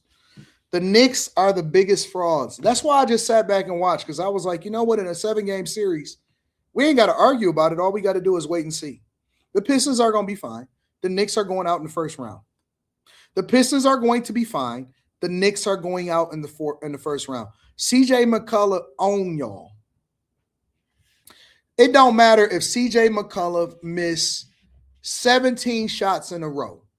When it's down to 1 minute and 30 seconds, he gonna cook every single time. He's going to cook. Y'all should not even have been as close as y'all was last night, because y'all was down by like 18 points.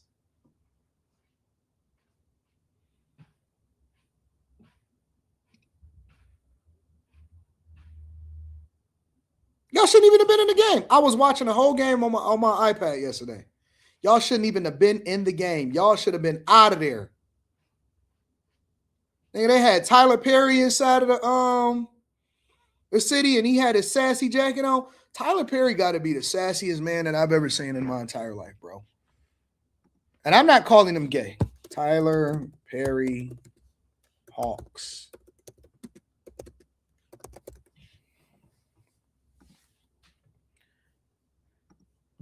Tyler Perry walked in with his bedazzled. He had a bedazzled Hold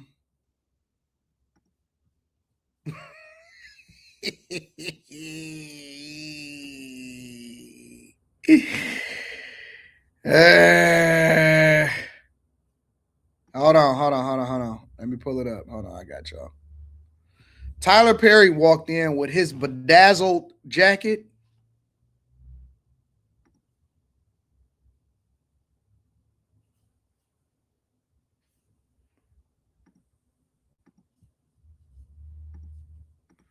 I said, this is the sassiest man I've ever seen in my entire life, bro.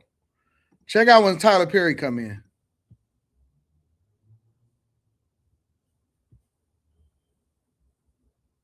Oh, man, I got to get a better clip of that.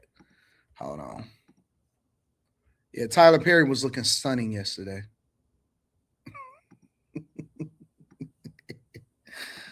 Tyler Perry. Hawks game.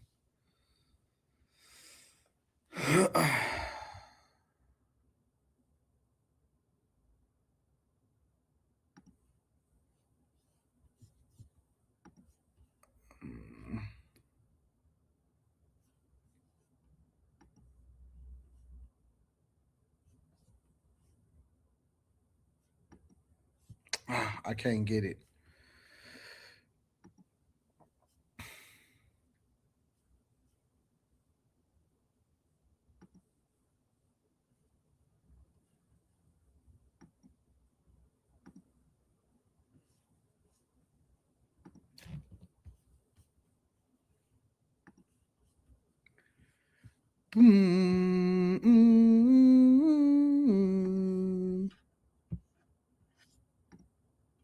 Look at this guy.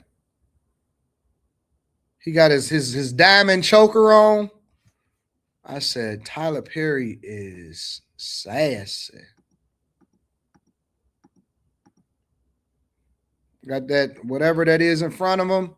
Got the rhinestone ATL jacket on. He was walking in all extra. I said, Tyler is crazy, bro. He be at the Beyonce concert. He be at the Beyonce concert looking insane.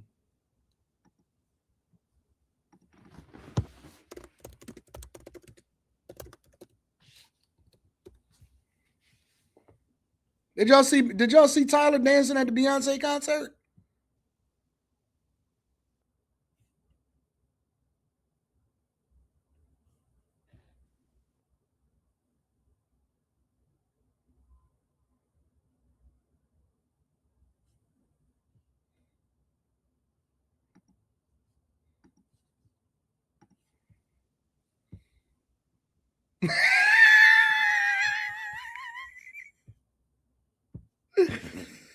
Oh.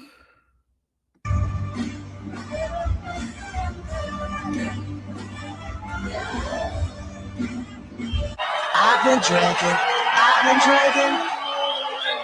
I get bitter and that liquor get it to me. I've been thinking. That's crazy, dog. Look at this guy. Tyler Perry is wild, bro. Tyler Perry.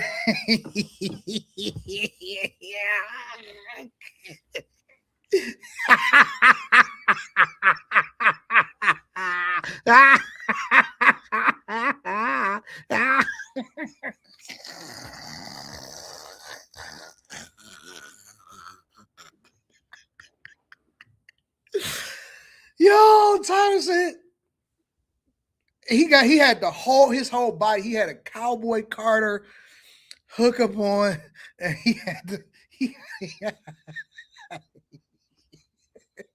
yo, I respect Tyler Perry as a producer and a filmmaker. Tyler, yo, that is insane. That is so funny. That is so yeah, it's insane. How did we get here? Ain't we supposed to be talking about something else? We got to move on with the show, man. Oh man. And listen, do what you do, do what you do. But I was watching the game last night and they were showing Tyler Perry walk in with that rhinestone jacket. I said, what's wrong with Tyler? He don't even want to try to beat the allegations. He just going to go ahead and go full throttle on the whole thing. She Bear's gone, bro. Just focus on yourself, Chicago. Facts. That's a fact. Just Christian Black says, who's setting up to break more hearts, the Chicago Bears or Chris Brown and the Usher tour? Chicago Bears. Chicago Bears. Is y'all not really doing nothing at the Chris Brown? Bro, Chris Brown and Usher got women in the chokehold right now, and I don't know what's wrong with them. All of the millennials, all of the boomers, the Gen Xers.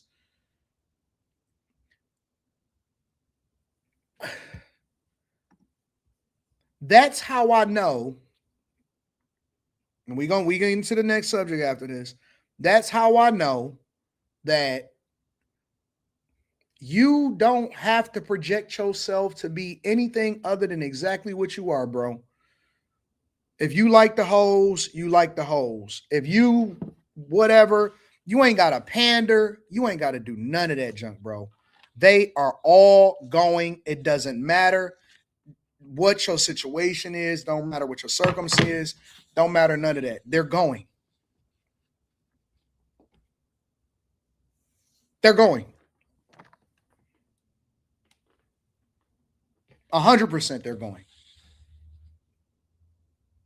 Yes, they're going to be here. They're going to be in Detroit the whole July 4th weekend. Bro, these chicks is in the chokehold. They would line up if they could, like Mark Wahlberg was on that movie Rockstar. They would be in their line. They would be in a line.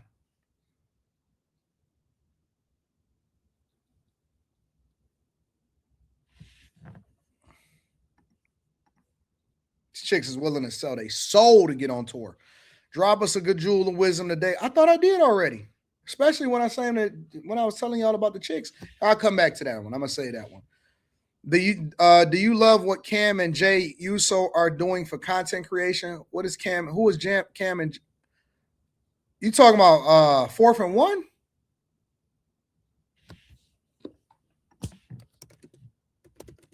Is that the guy's name that's on 4th and 1 with Cam? Oh, you talking about Jay Russo, the wrestler. I don't know what's going on with that, bro. I'm gonna be honest with you. I'm not familiar. Bro. I don't know. I don't know nothing about that. T. Salee says, AD, what are your thoughts on AI data centers consuming so much fresh water? The Colorado River dried up, and Boston, if I remember, is paying $6,000 in water bills. Your legislators are selling y'all out. Legislators are selling y'all out. All right. What else we got going on? What's happening out here? Let me see. Oh, I'm gonna save that one.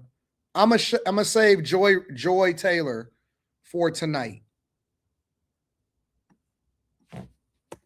I'm gonna save Joy Taylor for tonight.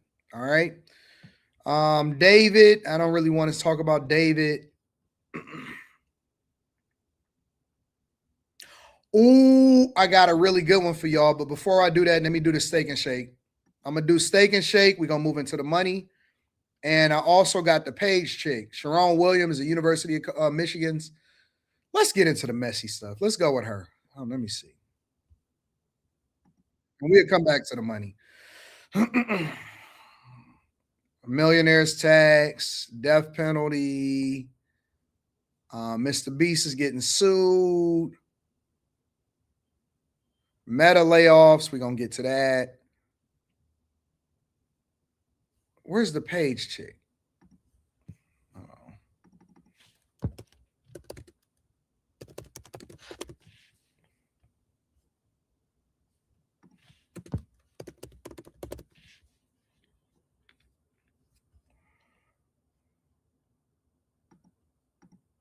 I gotta get to this one, y'all.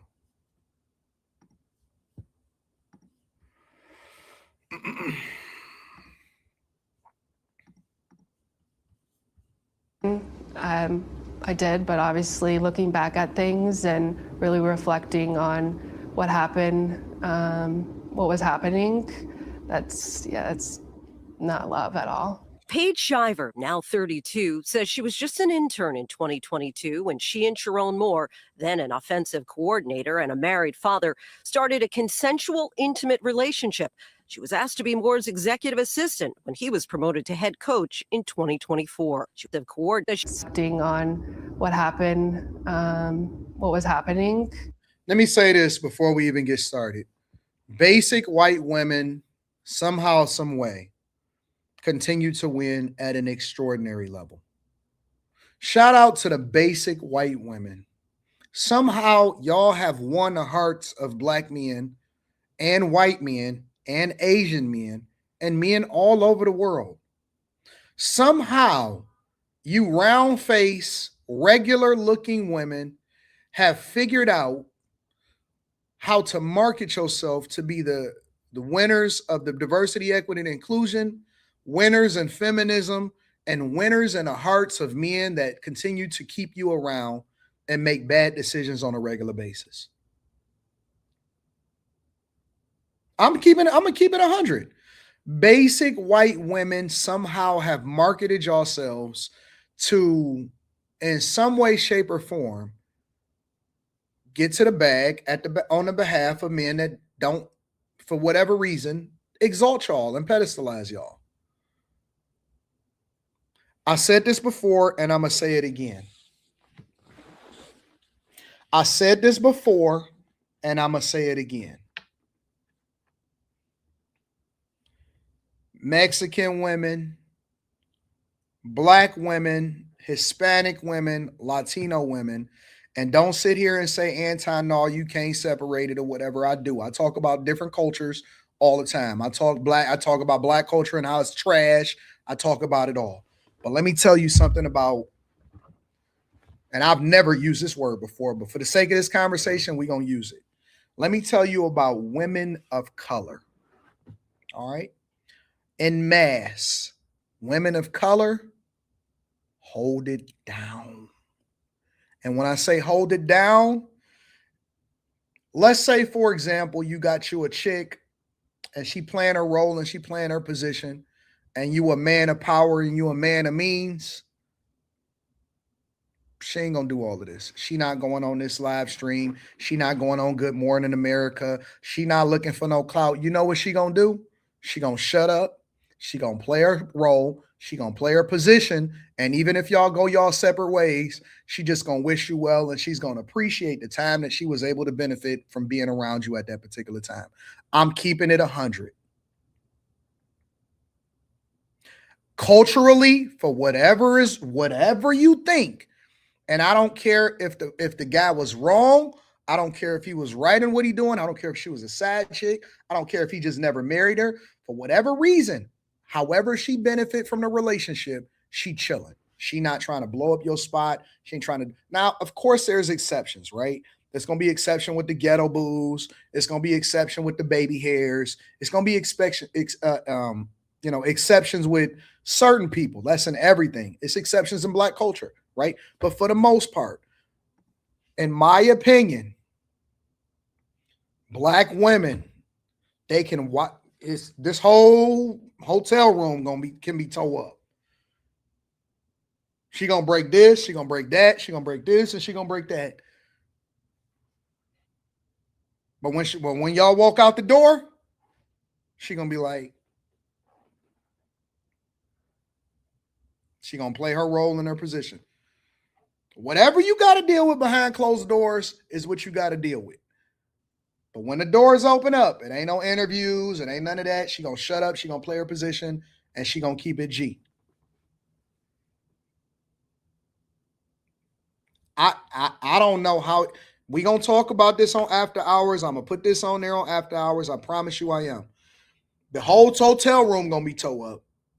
But when we get up out of here, that's my man right there. Oh no, I could say something about him, but you can't say nothing about him.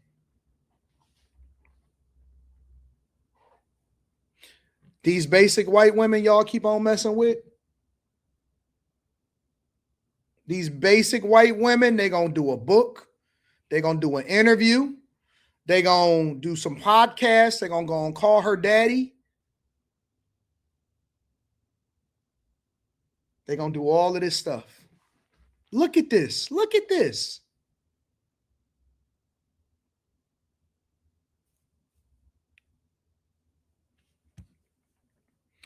I personally, I don't know what it is. I've never, ever.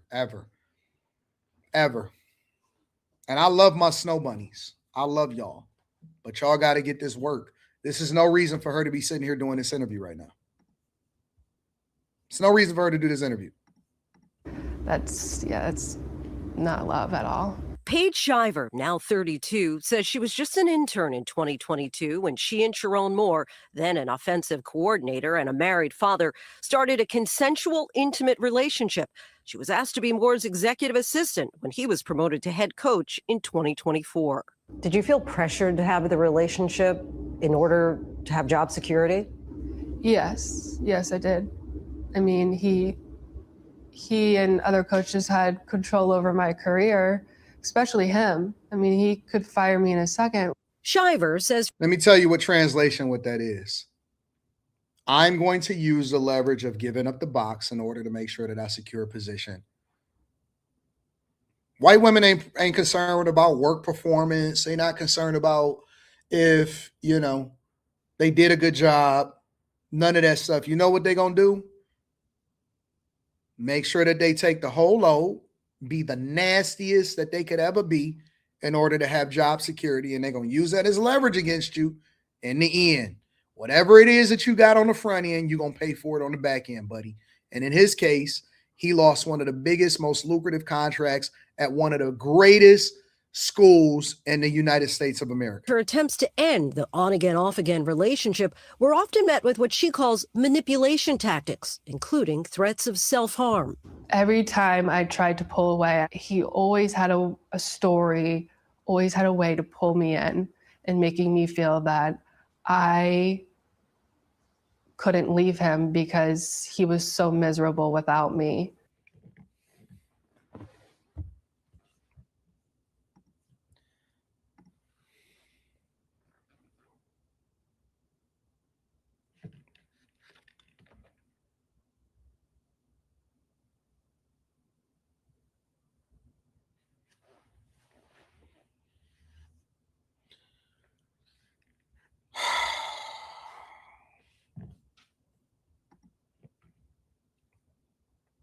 I agree. I know a finesse when I see it. I know a finesse when I see it. I know a finesse when I see it. So wait a minute. It's either one of the other. Either you wanted to stay for job security and keep him at the helm, or he wanted you to stay and he didn't want to get rid of you. Which one is it? Because you can't have one or the other. And this is why I listen to what people say. Either you leverage this for job security, and that's the reason why you stay with him, or you was trying to leave and he couldn't do without you. Because you can't have both. You can't have both. You can't have both. It's one or the other. It's not an and, it's an or. Nah, bro. Nope. During their years-long relationship, Shiver learned she was pregnant by Moore. Pregnancy was complicated by Pompe disease, a genetic disorder that weakens muscle strength. Her doctors delivered the heartbreaking news. Multiple doctors and experts told me that it wouldn't be right. Y'all gotta y'all the dumbest. Listen, y'all dudes that's in a position of power getting these chicks pregnant, y'all are the worst. Y'all are the idiot. Y'all the dumbest people I've ever seen in my entire life. Two things can be true at the same time. She a finesser and he an ignorant idiot. He is the dumbest person that I've seen. Bag fumbler of the year candidate right at the top of the list. Bag fumbler of the year candidate right at the top of the list. I can't believe that y'all are out here really putting y'all careers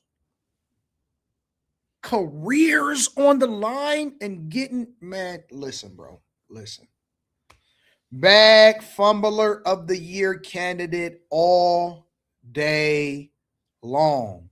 Nobody, and I mean nobody, and this is a lesson for all of you men, especially y'all men that was raised by single mothers, and that's not your fault.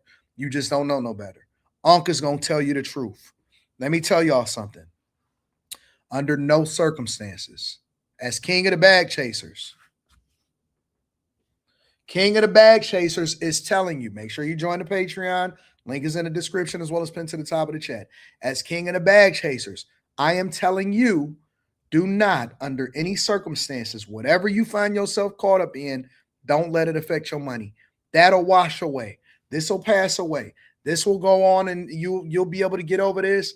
Guess what you're not going to be able to do? You can't get over losing the money.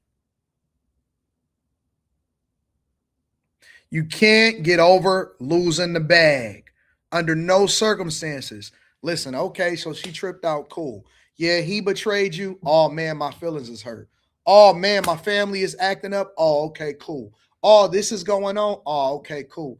Oh, shoot, I lost my best eater. You'll find another one. It's always another one. Don't fumble your bag. Don't fumble the thing that you worked your whole life for. You can get another woman. You can get another chick. You can get another family. You can create a whole nother family. You can't get your money back, bro.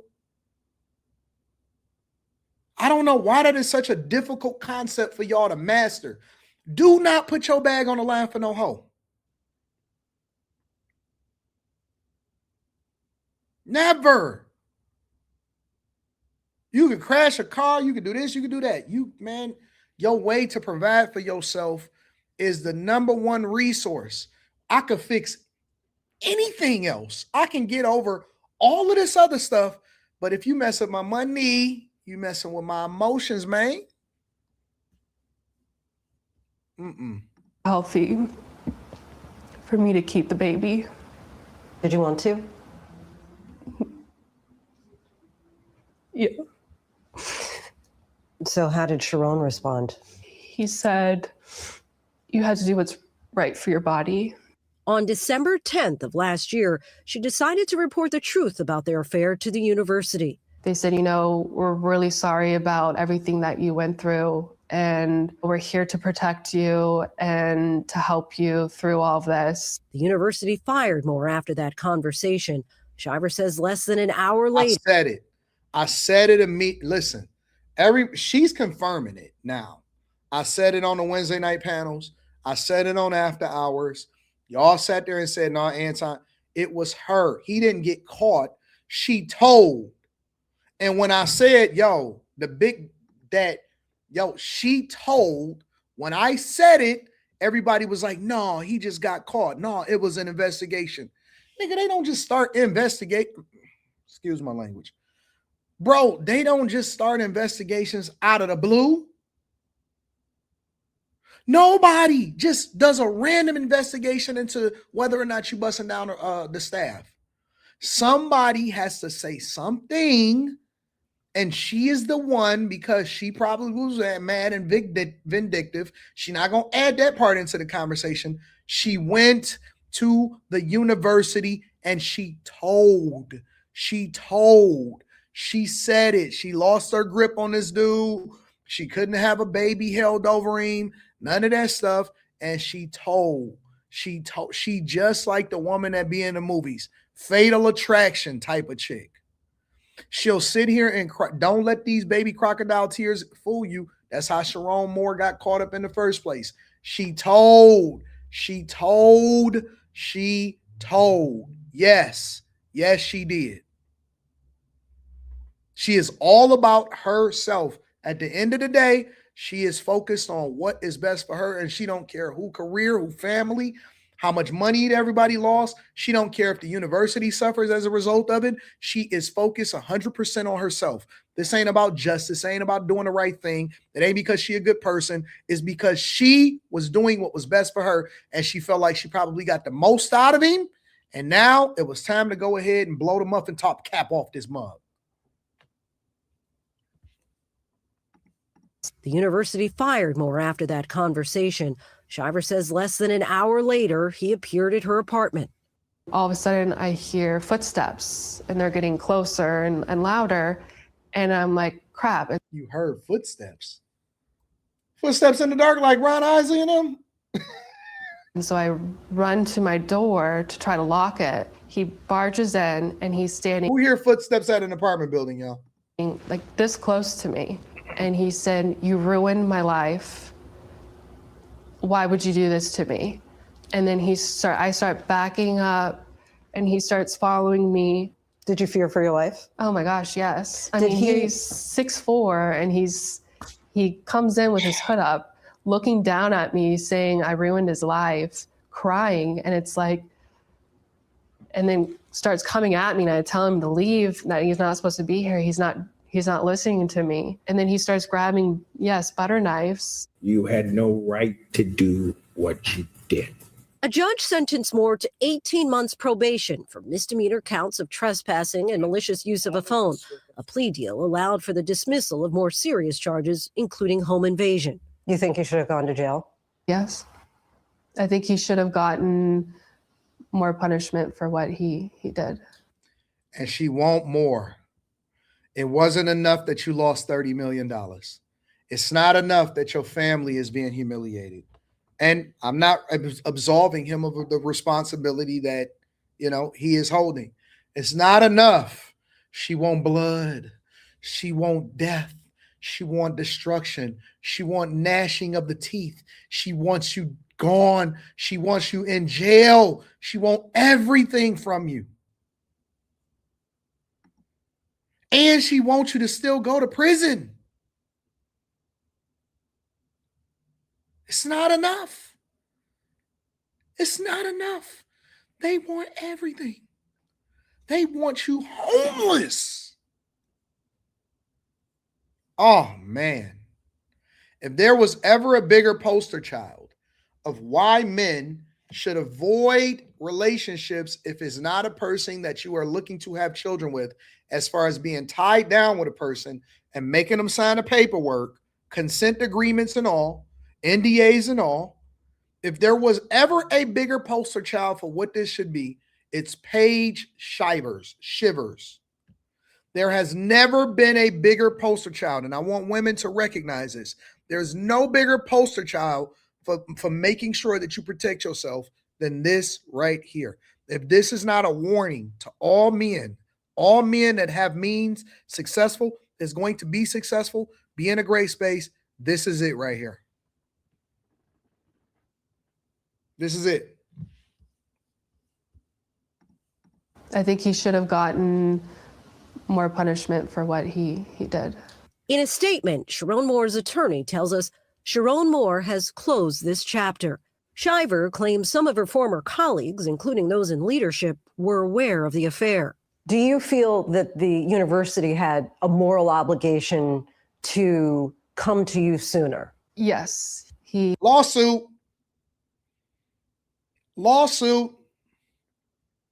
That's all this means. And guess what we're not hearing any of?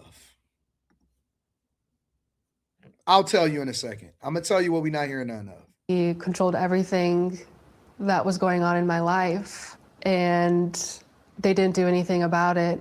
In a statement, the University of Michigan said it acted promptly to terminate Moore and that it is committed to ensuring a professional and respectful workplace for all members of its community. Shiver says she's sharing her story now in the hopes of helping other women. I just want, other women that are going through this to know that this doesn't need to happen. It doesn't need. Let me tell you what we're not hearing. Y'all want to know what we're not hearing? We're hearing zero accountability. She's not doing this for other women. She don't even feel like she did anything wrong. It's his fault. It's the university's fault that I was getting bust down and that I got pregnant. It's their fault. It's the culture's fault. And I'm going to do this for other women to let them know you don't have to suffer like this. It's everybody else's fault that you chose to get in a relationship with a man that was married and you knew that he was married. You let him bust you down. You let him make money. You got money with him. You got positions. You got all of this stuff. You told your friends about it. And I have seen zero accountability. And you want this dude to go to jail. I see zero accountability. Zero. I don't see anybody saying, yep, it's my fault. I did this. I should have never did this. I should have never did that. I need to take responsibility and accountability for this. It's always the same narrative. I'm doing this for all the other ladies that are in this situation, and you don't have to suffer like this.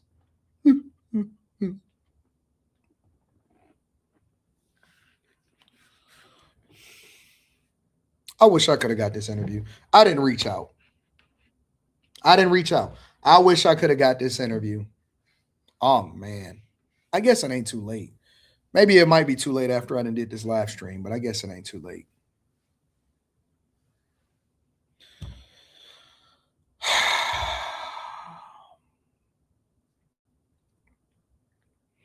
That's why I'ma stay with a project chick. Give me a hood rat chick. I'm chilling. I don't want anything extra. Just keep me.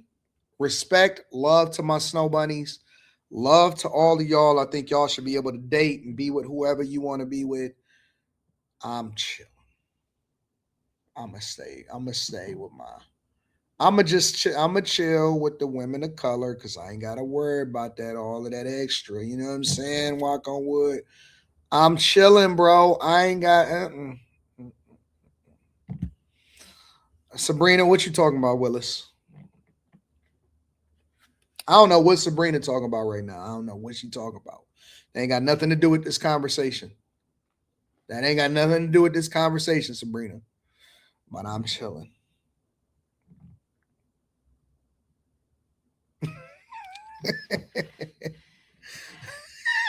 That ain't even what we talking about, Sabrina. Nope.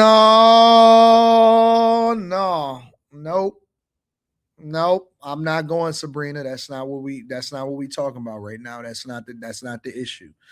That's not the issue. Chat, y'all hold Sabrina Brown accountable.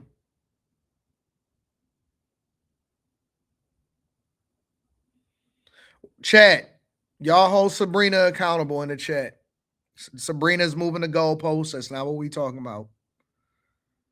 Nope. Y'all hold Sabrina. Chat, hold Sabrina accountable. Hold Sabrina Brown accountable, chat.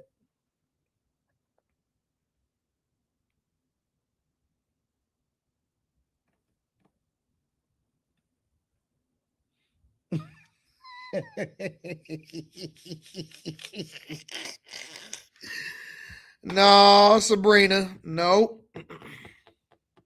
That's not what we talking about. Shy, you simping? No, don't do that, Shy.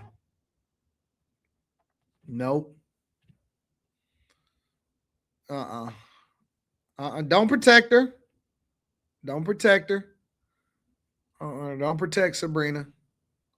She a big girl. She'll be all right. What do you hold on? Y'all don't. I didn't say give her hearts. I did not say give her hearts. I did not say give her hearts. I said hold her accountable. Y'all gonna sit there and start giving her love and hearts and all of this extra stuff. That's not what we said. I don't care if she cute.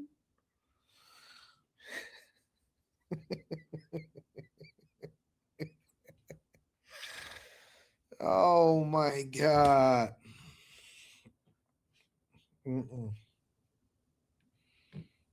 That's not what we doing there. Make sure you guys hit a like for the algorithm, subscribe to the channel, and turn on, look at y'all, gonna give her some flowers. No, that's not what we doing. We don't like that.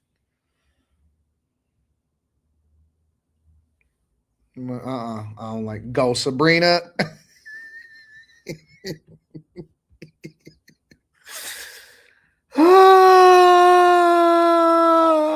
Talking about go, Sabrina. No, that's not what we doing. Nope. Ladies are here sticking together today. I don't like it. I don't like it sticking together. Keon Bell says random thought it would be something if Charleston White was a guest on The View. How do you think it would go? We would get one or two dimensional C-Dub. Man, The View is scared of people like Charleston White because they can't control it.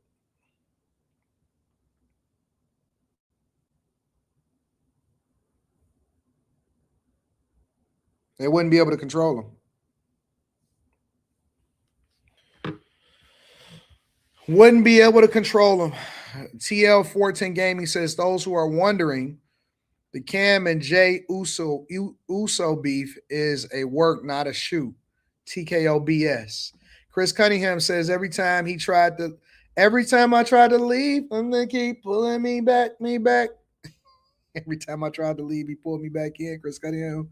Jobby says Sharon Moore risking it all for bottom shelf Becky needs to be studied. Levite Apparel says, question, why are they not asking her? You knew he was married. Why would you get involved? Facts. Manny Plays PC says that's a grimy woman, couldn't hold a baby over him, pregnancy scare into him into ending a relationship, so she derailed his entire life. Spacer says, you going to have Lady Shan on the sports show? I don't know. I haven't thought about a structure. I think I am going to be making some changes to the million. I mean, I'm going to do an experiment tonight with the look of After Hours. I think I'm going to try to do. I'm gonna try to mess around with that a little bit and do a little bit of experimentation and ask y'all and see what y'all think about that. Make sure you guys hit a like for the algorithm, subscribe to the channel, and turn on your notifications. All right. Paige. Let me see. Paige Shivers.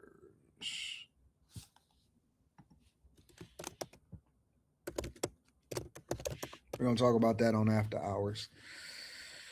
What else is going on? Because I know Slimmy got some thoughts on that.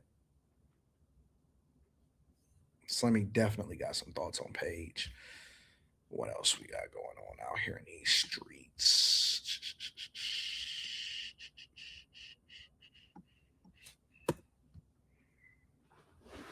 We got to go over to Steak and Shake real quick. There was a before we get to the money, man, we got so much more that we need to cover. I have so many different things I need to go over. Remember the article that I shared with y'all about the girl that died in the drive-thru at a Steak and Shake? Well, they saying that they want to get, I think it was in St. Louis. They want to try to seek the death penalty. The family is asking for the death penalty if they can find a person. Tonight, charges are now filed against a suspect, a woman accused of shooting a fast food worker to death on the job. Good evening, I'm Russell Kinsall in for Morgan Harris. Weeks after the murder, we're getting a look at the person accused of pulling the trigger. This is that person accused of the crime. Her name is Jada Bell. She's facing multiple charges, including first-degree murder. This evening, only First Alert 4 was at a vigil for Meekins as family. All right, so let's back up for a minute. Fellas, the most dangerous person in the world right now are women. They're emotional. They got guns now. They will shoot you over a drive-through order. The most dangerous person on the face of this planet right now, it's not white men. It's not black men. That's what they'll try to sell you and try to convince you of. It's women in general. They killing each other in drive-thrus. Women are arguing with each other in drive-thrus, and they pulling out the ooh-wop shebang. Boop, boop, boop, boop, boop.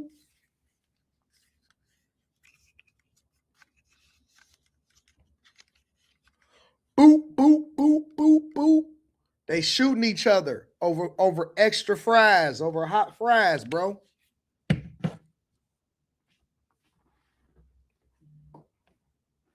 I've never known women to be this emotional in my life. I don't understand it. When we got into a conversation about was it Lotto and McDonald's in California and how they was pulling up and slapping each other. They pulling up and fighting each other. You know what the biggest battle right now is? Remy Ma and Clarissa Shields going back and forth about Pat.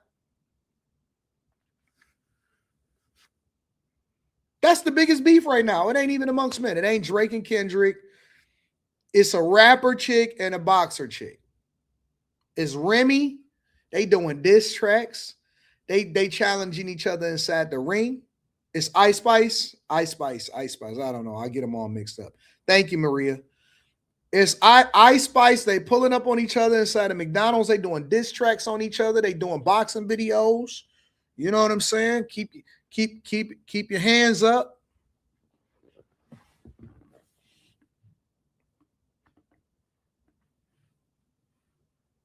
Women have become the new men and men have become the new women. They killing each other. They pulling up on each other. Guys are getting sassier and more gossipy. And the women is getting more brolic. And they pulling up on with the pistol and they do boop, boop, boop, boop. Boy, nigga, you ain't got my fries hot. Boop, boop, boop. And they shooting inside of the drive-thru. We are switching roles. The men are becoming more sassy and gossipy. And the women are becoming more brolic and aggressive.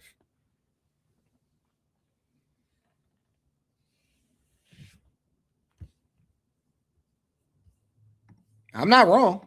Degree murder. This evening, only First Alert 4 was at a vigil for Meekins as family and friends gathered just a day before her funeral. Our Jordan Burrell was the first to share the news with Meekins' family about Jada Bell's arrest. Meekins' father cried tears of joy when the news first came down. Jordan joins us now in the studio with more reaction. Jordan? Russell, an emotional and major development in the investigation into Chauncey Meekins' murder.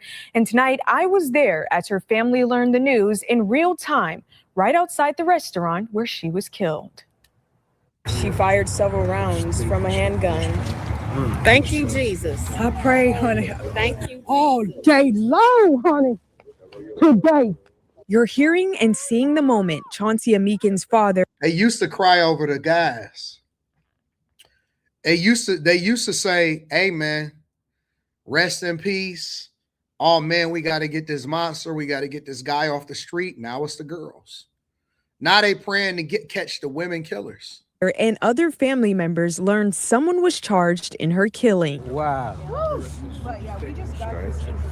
Wow. First Alert 4 was at the vigil Monday outside the Spanish Lake Steak and Shake on Bell Fountain Road, where Chauncey worked and ultimately lost her life. Police say the 32-year-old was shot and killed in the drive-thru on the night of April 8th. Her mother told First Alert 4 an argument started over onion rings. Monday, St. Louis County prosecutors onion rings, dog. Onion rings. Breaded onions dropped in fried oil with steak and shake sauce on it. Onion rings. One girl dead. Another one is going to be seeking a death penalty for.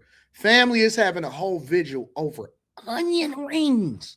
Women used to argue over more substantive stuff like men.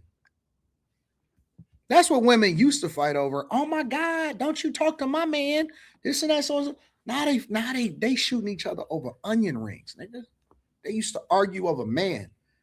I'm not leaving him.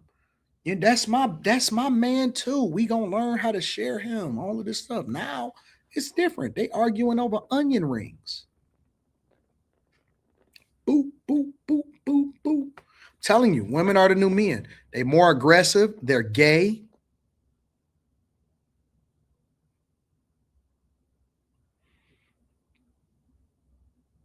They gay. All of them eat box. Y'all don't want to talk. Y'all don't want to talk. Y'all want me to move on to the next story. They're gay. They're all of them eat box. They want to dress like men, and then they want to do the transformation videos. I can turn back into a girl if I want to. No, you a whole man. That's what you are. You a man without the tools. That's the worst thing that you can be in the world. There's nothing worse than having to suffer like men, deal with the things that men do, and can't even get a skeet off. You know how debilitating that is? Just kill me. Take me off. Just take me out.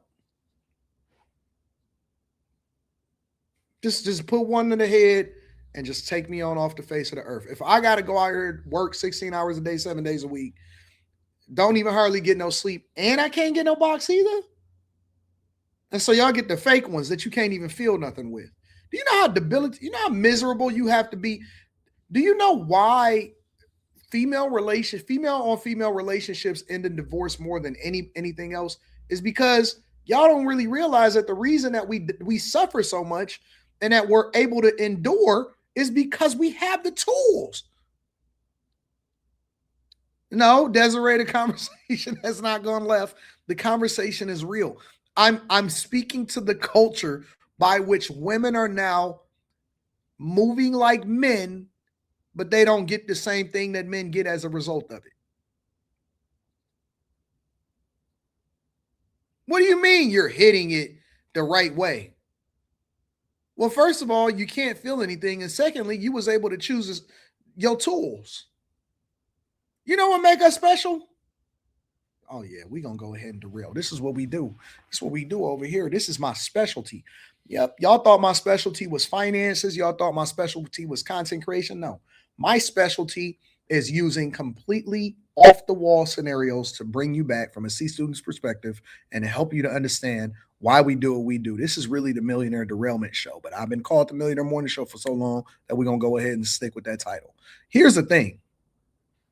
You know what make us special? That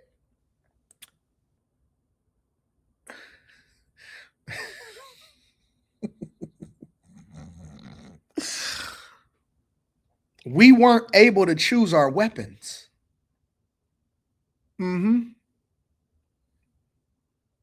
We're not able to choose our weapon. We've just learned to master the art of killing. And follow me here. I'm not really talking about killing. I'm not talking about weapons, right? This is the Millionaire Morning Show. That's what make us cool. Is that, you know what? But he worked it out. You know what? He don't really know what he doing with that. You know what? Mushroom King's in the building. You know what? But I hit though. We figured out how to master the tools regardless of the potency. That's what makes us special. Is that we like a box of chocolate. You don't know what you're going to get. You don't know. You just got to take the chance, baby.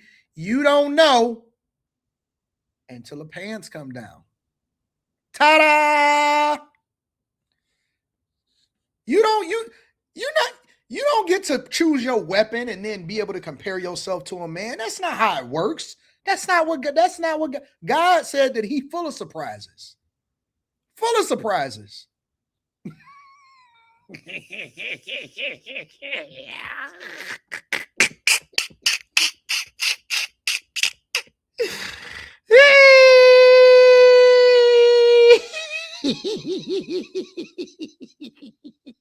He full of surprises.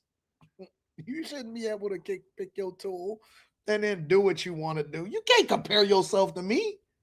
What you talking about? So you can go to the store and buy yours, but I'm just me.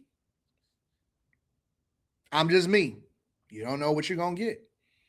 Super skinny, extra girthy, grower, shower, or knower. You might get a micro. You never know. You don't know. All you can do is this is different. This is new. Oh, I guess we just gonna figure it out. That's all. We 100% natural. That's the one thing. Women can go get BBLs.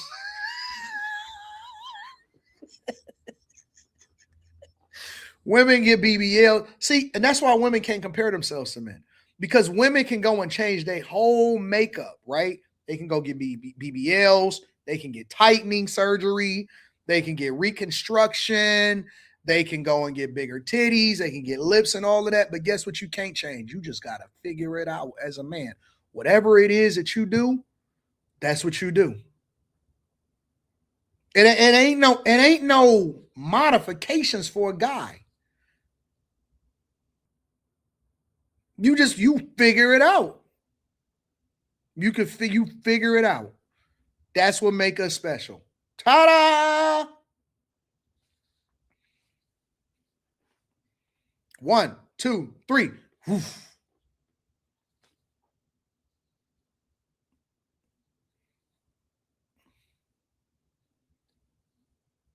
So stop comparing yourself to men. We different.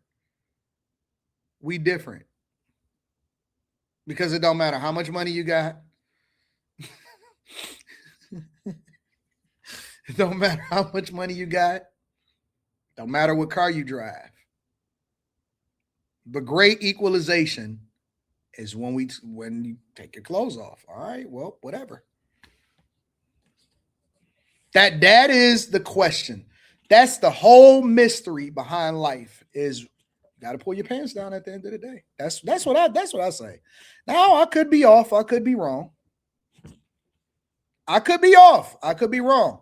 But see, at the end of the day, that's when we take our pants off.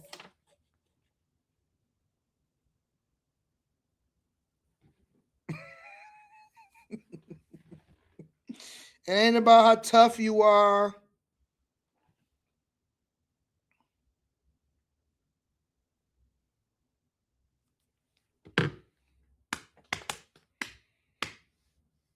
You know what I'm saying on Naka?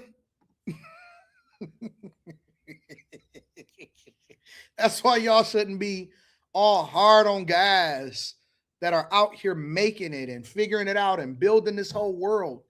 Because at the end of the day, they still got to take their clothes off. Am I off? No matter what he do for a living, it's men walking around every day and they figure it out. Good, bad, or indifferent. And then he got to take his clothes off at the end of the day.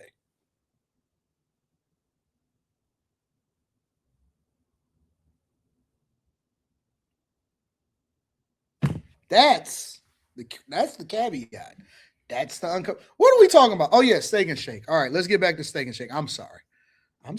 Announced this woman, 20-year-old Jada Bell, is charged with 6 felonies in this case, including first-degree murder and armed criminal action. I seen my daughter as she's going to be laid to rest. She looked beautiful, and she looked happy right now. I didn't know why, but now I know why she's happy, because her crime has been solved. Chauncey, we got you. We got you, Sia.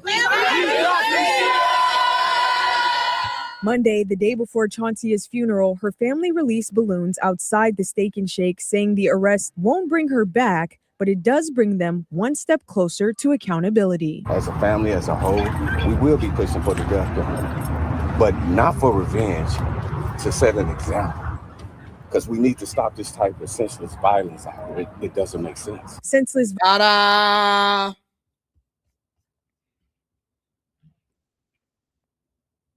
Look at the dot in the middle of the basketball.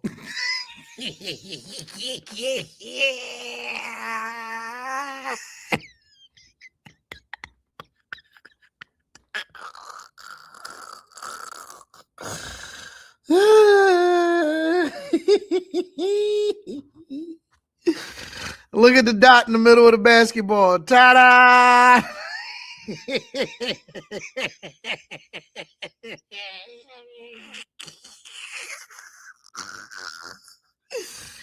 Oh man, this chat is dumb. This is a dumb, crazy chat, bro. How can you not love life, bro? How can you wake up in the morning and say, man, this is the best life ever? This is the best life ever, bro. I wake up in the morning and I just be so excited and happy about life, bro. Facts. This is Room 9 Morning Edition all day long. I don't know why the chat is like this. We're broken. We're broken people that like to laugh at life because it's so funny. And you know what? Honestly, Yakar, before we get into the next story, we got a couple different stories. We still got some more stuff that we got to cover. You know, I honestly, and I like to have these moments where I get to, which is one of the reasons I like streaming with you guys solo. Like I like the panels, but I also like getting my thoughts off. Sometimes I get scared. And it's not like a scare, like I'm afraid. It's like oh man. Because it's like I'm too happy. And a lot of times, it's like when you get too happy, it's like, wait a minute. Because in my mind, it's like, if you get too happy or you get too fulfilled or you get too much in a good space, something bad is about that. Like, I don't want to die. Does that make sense? It's like, wait, God, I haven't fulfilled everything. I'm not just completely happy yet.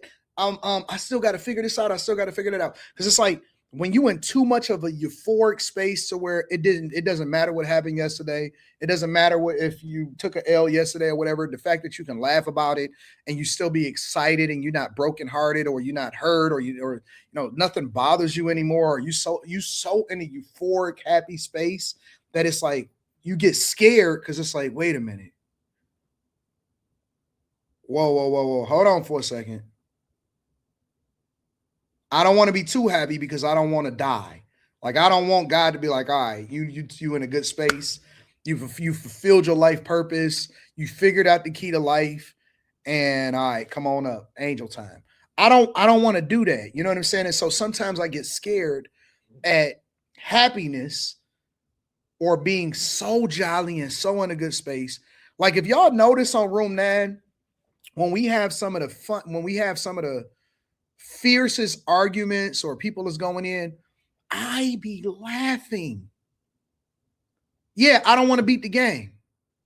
I don't want to beat the game yet because I want to still stay in the game. I want to, hey, thanks, coach. I still want to be here. And on Room 9, I laugh so hard. I be cracking up. And me and Slimmy will go at it. And then the next morning we be texting and having fun and talking about the game and stuff like that.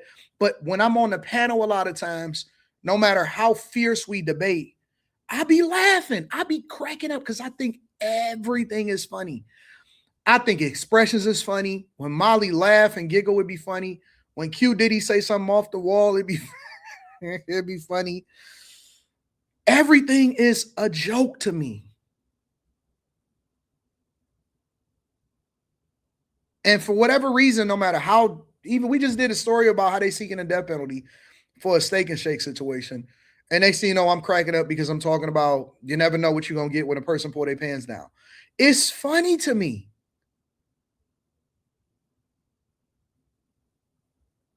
I don't care about, like, money is great. No matter, I'm going to get that money. But laughing and enjoying life, regardless of the state, like, let's work hard. Let's get this bag. Let's take care of business. Let's be on top of things. And then let's laugh the whole time while we doing it.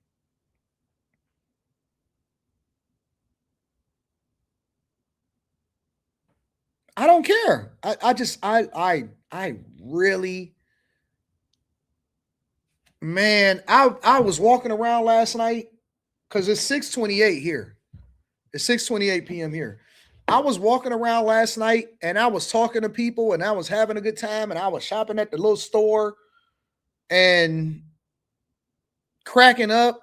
And I stood at the bus stop and we was kicking it and stuff. And I met new people and I went into Archie's and I went into a bar, a little local pub and stuff. And then I came back and I was streaming and I was watching the game before when I was getting the show together and I was looking at the Knicks get beat up by the Hawks. And I was just like, man, this is life.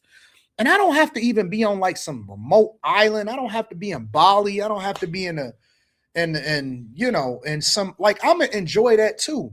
But I don't care where I'm at. I am going to crack up and I'm going to have a good time.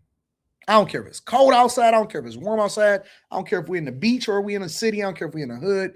Man, we going to crack up, bro. And I'm going to have a story to tell the next day. And I'm going to jump on the live stream and I'm going to tell y'all how it is.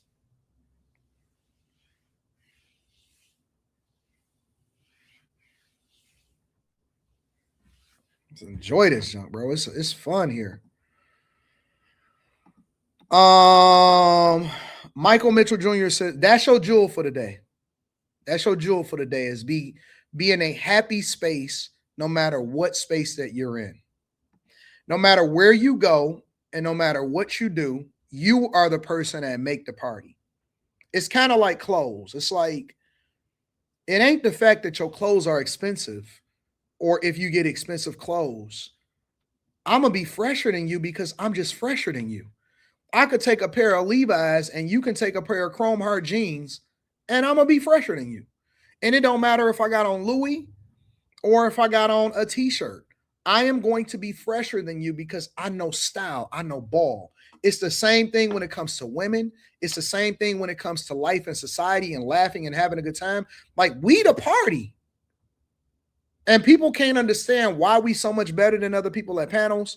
I see people's numbers going down or whatever. It's because we're the party. The party is here.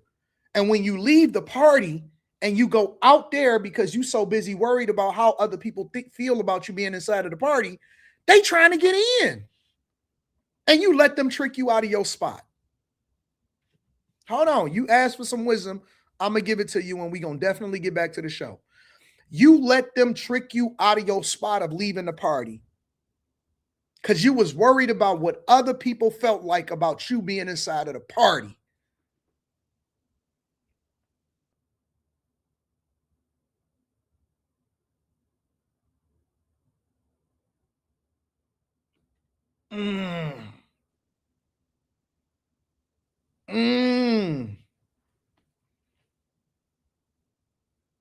We gonna crack up and we gonna laugh and we gonna bawl and we gonna have a good time. It don't matter where we go. We are the party. No. It's not personal. This is life. I'm not talking about content creation. I'm talking about every aspect in life it could be applied to. That's what I'm saying. It don't matter what you're talking about. It don't matter what space you in. It don't matter if you're talking about this or that. It's everything. I'm gonna be rich no matter what I do. It don't matter if it's content. Man, I get money. That's what I do. I get money in every shape, fashion, form, corporate America, business, content creation, stocks, real estate. Nigga, I'm a hustler. I'm never going to be broke. You know why? Because I get money. That's just, it's my DNA. It's my nature.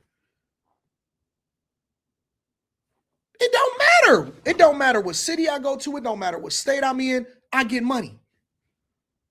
You know how it's people that get women. You know how it's people that's gonna get women. It don't matter if they're in the States. It don't matter if they overseas. It don't matter if you in a city or you in the suburbs. Nigga, he gonna get him in that space.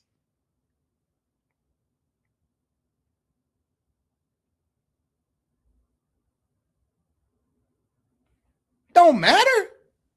Now you can get money with me. Make sure y'all tab. I ain't no more. Tab into the Patreon. Link is in the description as well as pinned to the top of the chat. Winners is gonna win, bro. Winners are really gonna win. That's your jewel for the day. Michael Mitchell Jr. says, AD, did you hear about the YN's mass shooting in the Mall of Louisiana here in Baton Rouge yesterday? I did hear about it. Let me see.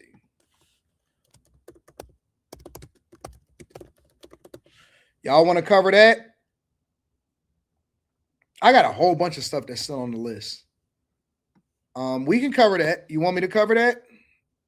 Because a lot of this stuff, it's not limited. We can talk about meta layoffs, 10% of the workforce. We can talk about that later. We can talk about taxes in Illinois. Vlad versus Boosie Vlad says some wild stuff about Boosie again. We can talk about that later. You want me to cover the Baton Rouge, Louisiana situation? All right, let me look at it. I haven't actually watched it.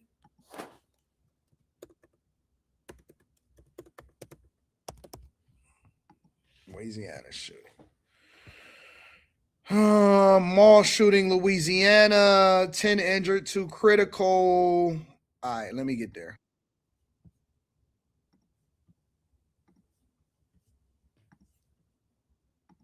I heard about it. I haven't actually seen any articles on it. News, there has been a deadly shooting at a busy shopping mall in Baton Rouge, Louisiana. Gunfire erupting. Authorities just a short time ago say they believe bystanders were caught in the crossfire. Police racing to the scene, shots erupting near the food court at the Mall of Louisiana. Tonight, at least one person killed, multiple people hit or injured.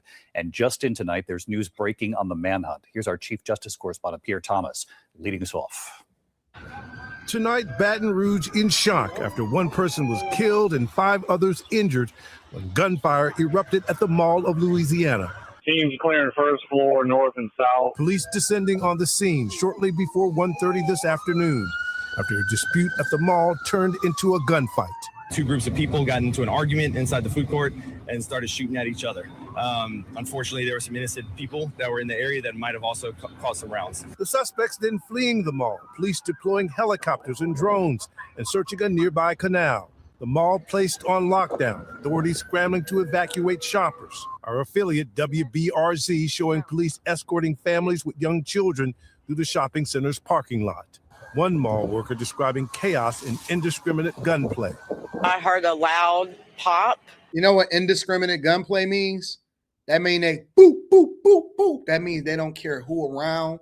They don't care who watching. They don't care if it's kids. They don't care if it's women. It ain't no taking into other people into consideration. That is what indiscriminate gunplay means. That is what indiscriminate gunplay means. courtyard area. We had a massive law enforcement and medical response come, thanks to all our responding agencies, everybody from the Sheriff's Office, the St. George, State Police, and even FBI came to help to respond to this. We got here very quickly, secured the scene, no more active shooting going on. We started treating victims until EMS got here. EMS got here very quickly and were able to transport victims away from the scene within minutes. It said it was 10 people that got injured and 2 people got critically injured. What we found out looking through surveillance videos, it looks like it was kind of a targeted 2 groups of people got into an argument inside the food court and started shooting at each other. Unfortunately, there were some innocent people that were in the area that might have also caused some rounds. What did I tell y'all about the fact that nobody is fighting no more?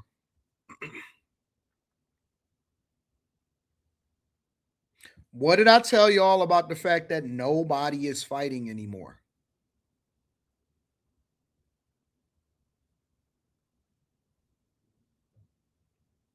You don't get into an argument and it's scrapping. Bro, that was my day. That was the 90s. That was the 90s. When 8 Mile ran into some PAs, we used to call them PAs back then. Now the young boys, they doing it a little bit different. PA was called Puritan Avenue. Some of y'all that's in the chat, DJ Ace Productions, Walk on Wood, y'all know about that. When they got into it with the PAs, you was on the basketball court or you got into it with the 7 Mile Bloods or whatever, it was really like, who got hands? Skip it. It's 5 of y'all, it's 3 of us, it's up. When the Sconies got into it with the 7 Mile Bloods or the PAs, it was just up. And nobody cared because it didn't even matter if you won or you lost. It was about, yo, man, I'll handle this, man. It's up. They running into people at the mall. They don't care if it's women. They don't care if it's children. Dexter boys, yep. They don't care about none of that stuff. Guess what they doing? Boop, boop, boop, boop, boop. They don't care about life. They don't care about your life. They don't care about their life. We linking up at Baton Rouge. Hey, man, they over there looking at me. Hey, man, didn't that, bro, he was talking stuff on Instagram the other day. Yeah, dog. So what you want to do?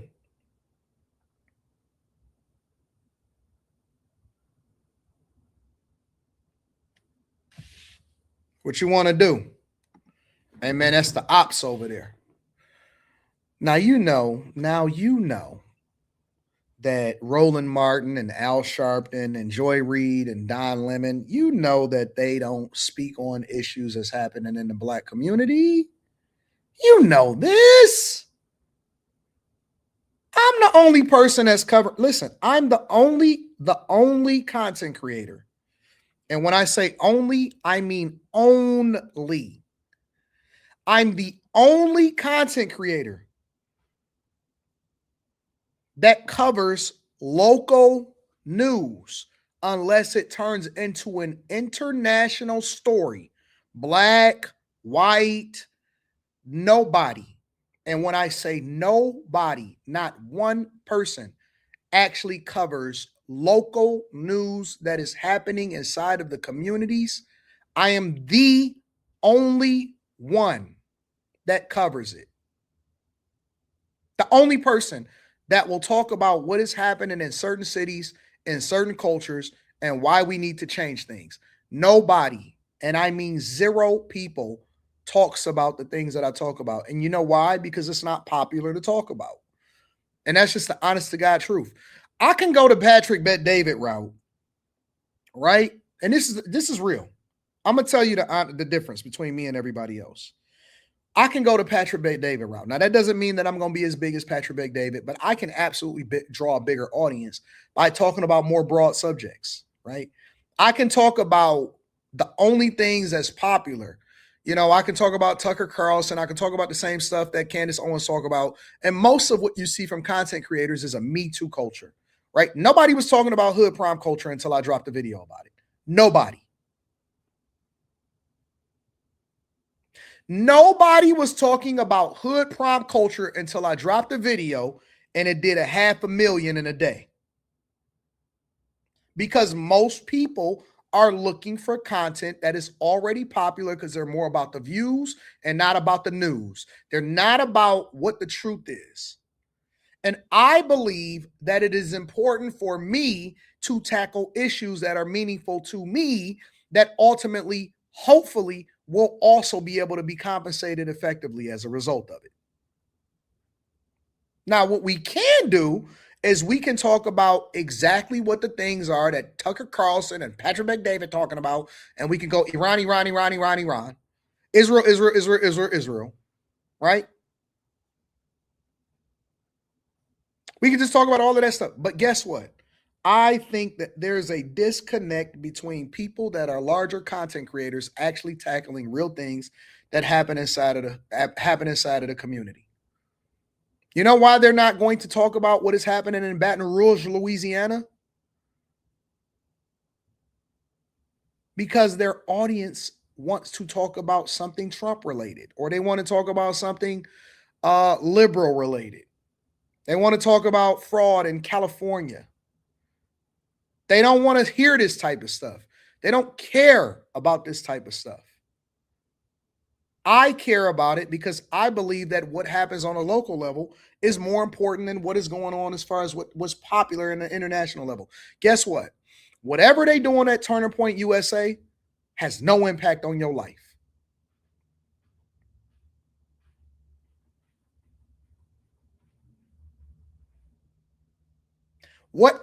And I'm not saying that I'm not going to cover that too, but the things that I chose to use my platform for, good, bad, or indifferent, regardless of whether we grow or not, the things that we talk about, good, bad, or indifferent, is meaningful in our cultures and our communities for people who are living real life. It doesn't matter about what Turning Point USA is going to do for you. They have no impact in your life. Now, what does have an impact is making sure that you're careful about how you're moving in these streets, especially when you're going into certain communities, because every hood is the same.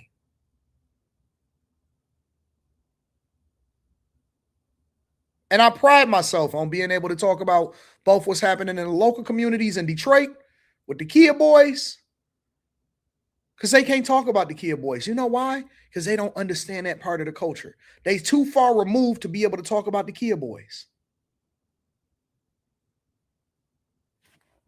Keeping it real. They don't want it. They can't talk about the Kia boys. They don't know what it's like to actually be in the hood, in these spaces, and know why these people move the way that they moving. And to speak about it from both lenses.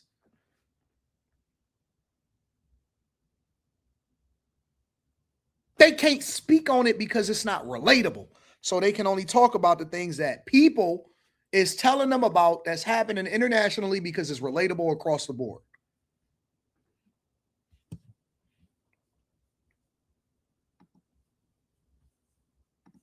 Right now, we have 10 victims at local area hospitals, some transported by EMS and some arriving by private vehicle. Definitely, our hearts and prayers go out to all the victims involved in this, various level of injuries, and we're going to keep giving y'all updates as we get them. How many critical? Right now, we don't know. We have, at least a couple of them that are in trauma going through surgery. So we don't have an exact number right now. We'll give you those numbers as soon as they become available. Parking lot's still full of vehicles. Are you still working to get customers, people who were in the mall at the time, out of the mall? Yeah. So as we get some resources kind of freed up, we're still, going through the mall, making sure we don't have people that lock down and hide and make sure that they're safe and okay. And we're going to start trying to just evacuate the whole area. We had a big crime scene set up in case the suspects were on feet in the area, looking in canals. We got helicopter, drones, all those kind of resources. So we had everything locked down, not wanting anybody to leave, but we're going to start opening that up as soon as we can. Are you guys? Any idea how many weapons that were used? You said shooting at each other. Yeah, we don't know right now. We're looking through all the surveillance video and coming through crime scenes processing, looking at shell casings that were on the scene. Anybody that has any help, please plead out to the community right now. If you know anything, please call Crime Stoppers. You can remain anonymous, 344-STOP. If you have any information that you can give us. Do you believe there's any threat to the public at all? No, right now, there is no known threat to the public. Right here is the safest place. I agree, Tavi. In this area. But as we start developing suspects, I agree. What's so bad is that, again, I guarantee you, the worst part of this story is that they haven't shown any suspects, but we know who the suspects are. We know what they look like. We know what they driving. We know what they look like. We know where they probably live. We know who they with, and we know how they move and what their culture is like.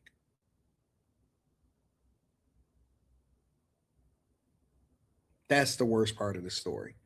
Without any profile pictures, with the Steak and Shake story, with this, we already know who they are and what they look like. But yet we get mad when people point out that the culture is trash, even though everybody know.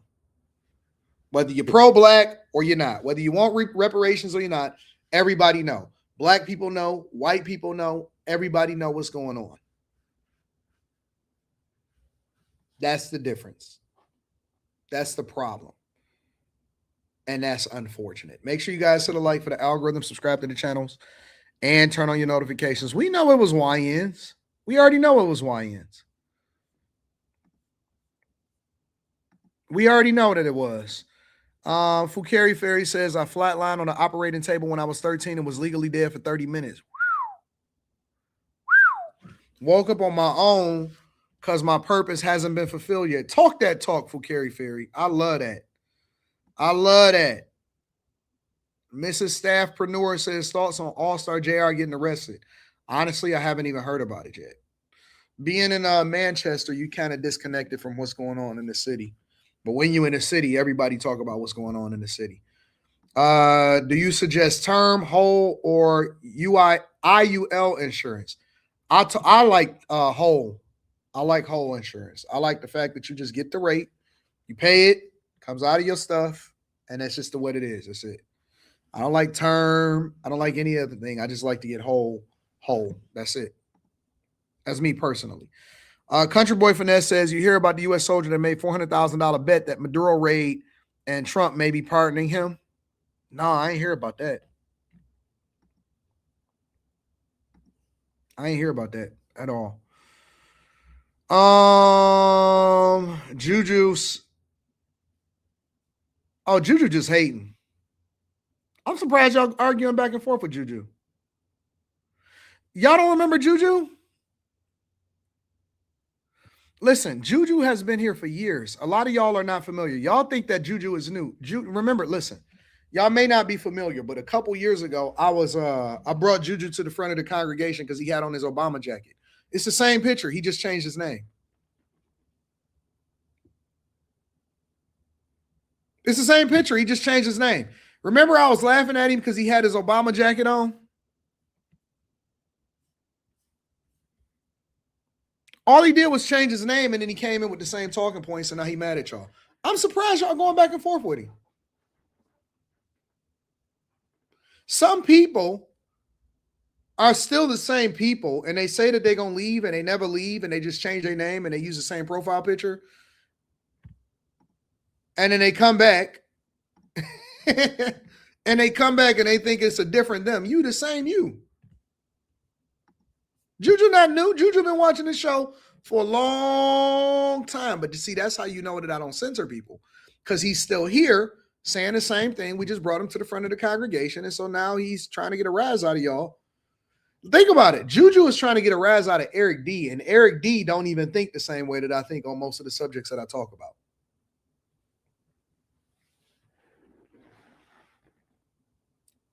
So now every couple of years, I'll give them a shout out. Oh, Juju, you so dumb. Some people want my attention. Like some people want me to say, oh man, you know, whatever, blah, blah, blah, so on and so forth. See, he'll tell you. He'll tell you. And I love you. Listen, I appreciate you for sticking around. Juju is subscribed just like everybody else. Juju been subscribed for longer than some of y'all. Juju been around subscribing, hating. Man, Juju is like, he been hating for a long time. We not tripping off of that. That's just a part of the, like a class clown. You know what I'm saying? So we cool. No big deal. Make sure you guys hit a like for the algorithm, subscribe to the channel, and turn your notifications.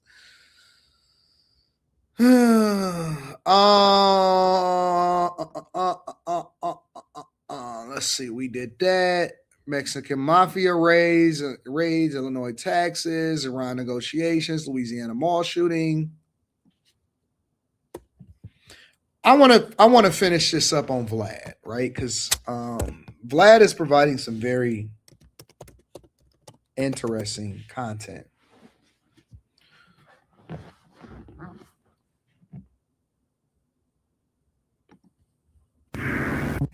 Your old partner Boosie went rogue on you, Vlad. Still my partner. Not my old partner. Still my partner. Still your partner. Yeah. Well, you started all this. What do you mean? Well, I gotta be truthful. I never mentioned when I paid 6ix9ine. That's not true. Well, how did he? Yeah. I don't know. It's the third part that he said. I'm thinking at least 4 or 5 times out the year. Maybe like 3 times these days, sometimes 4 in our heyday. But hold on, let me just finish. So Boosie made a video. He was on live, and he said, well, I'm not going to do any more Vlad interviews because I wanted 5,000 more for my interview, and he wouldn't give it to me. I wanted 5,000 more than he wanted to pay me. He didn't want to pay me, so I think I'm going to make more money doing it this way. And I'm editing my interview now. So that got the internet buzzing. That ended up on every blog. And the problem with that statement is that he's not saying what the original amount was. When he said 5,000, I've been trying to do more interviews with him, but unfortunately, he got to know who Boosie was as a person. Going to tell me that all that exposure and those, I take that risk. He was talking about how I guess DJ Envy was saying, that has nothing to do after year. And if Boosie, I think if he had invested his money. Oh, this is the part that I want to talk about. At this point in his life, make $100,000. Look, people were basically hitting up Boosie because he responded to this. He said, people are saying that he fumbled the bag. That he fumbled the bag with Vlad. He was 25,000, and so forth. So Boosie didn't fumble the bag. Boosie's fine. And Boosie's talking about how, this weekend he's going to make $100,000 in show money and so forth. And he is. Like, I believe that. He gets booked all the time. That has nothing to do with the other 100 you left on the table. But here's, I think, something that everyone should know, right? And Boosie knows this because we've had this type of conversation in private. Where Boosie is fumbling the bag at this point in his life is that he doesn't invest his money. And we've had this conversation. I showed him my stock portfolio, and I showed him how your money needs to start working for you. Because right now, Boosie's running around the country every weekend, throughout the week, doing shows at 43 years old and getting those bookings. At 53, 63, he's not going to want to move around like that. Like, a lot of my weekends are spent hanging out with my kids. A lot of my weekends spent just hanging out and just chilling. And I don't want to be flying all around because I've learned to invest my money. And, Vlad Stocks is going to be launching pretty soon, where I'm going to break down how I got rich slow. I started with $100,000. Vlad Stocks.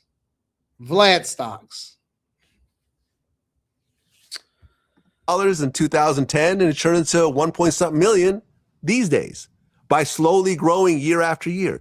And if Boosie, I think if he had invested his money, and look, Boosie has a high burn rate. He's got a house. I heard him recently on Twitter complaining about property taxes. He's got a lot of kids that he loves. He's a great dad. So he's buying his kids cars and clothes. He's always in designer. He's got a lot of jewelry. He flies around everywhere. And he's constantly putting hundreds of thousands of dollars back into his home to create this incredible home for himself. But that's not really an investment because that's just for himself. Boosie's never planning on selling this house. That's just for him and his family and his legacy. So the fact that Boosie doesn't have millions and millions and millions of dollars that are making money for him, I think he's always chasing after the bag. He's always trying to make an extra couple of thousand here, make an extra couple of thousand there. And in the process, you end up straining relationships that are great relationships like what we have. Me, I don't care about that. My money, I have millions of dollars that are working for me every day. So I don't really care about that. I don't care about interviews. I don't care about an extra 5,000 or whatever else. But also, when people say that, well, you're not going to tell me what my value is, I'm not going to tell you what your value is in life. I'm not going to tell you what your value is. But on your platform, you can. On my platform, I can tell you that because on my platform, there's a track record of what you bring financially. And I'm basing those numbers based on the value of Vlad TV. Now, your show money's something different.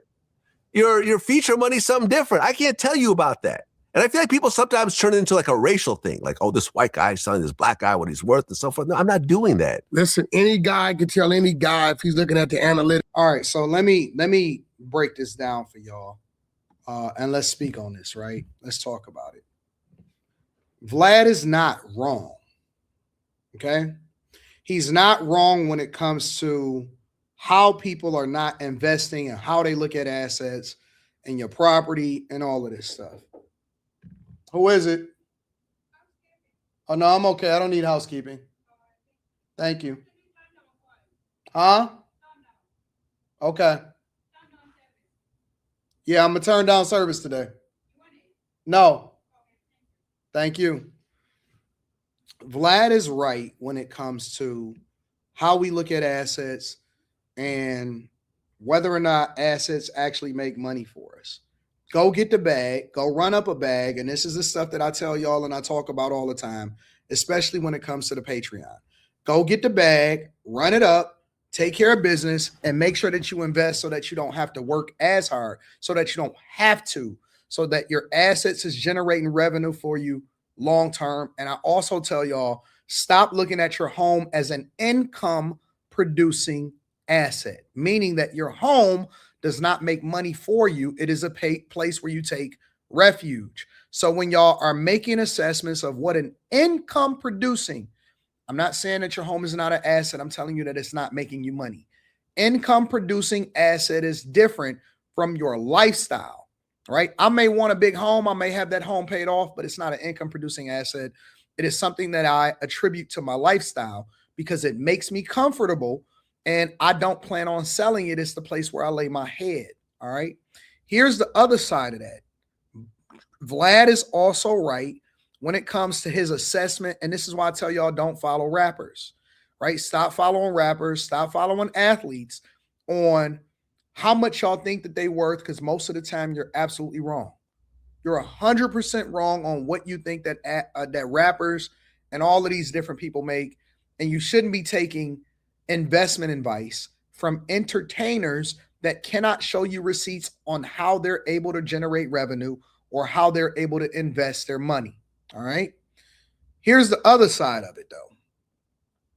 Vlad is wrong. He's wrong as two left shoes on including personal conversations. You can't say, yeah, that's my man. We still gonna be cool. That's my guy. But then include personal conversations that you've had about somebody else's finances, how they make money, and whether or not they're going to have to continue to work for a long time when you're trying to help them. That is the egregious part, and that is the part, that is the cultural divide that people don't understand. This is why people call Vlad a culture vulture. And it's not because he's a bad businessman.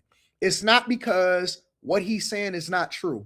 It's because he is exposing and telling personal information from people who he's saying is their friends.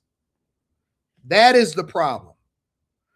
I have friends in the entertainment industry. Some people I've done an interview with, some people who I haven't done an interview with, some people that I'm just cool with it and we talk on the phone, and some people not. And guess what? They share stuff with me and I share stuff with them. And when we together, we talk about this and I show them investments, or I show them my investment. I say, hey man, you need to play it this way, or bro, this is how you need to do this, or whatever, so on and so forth. Guess what?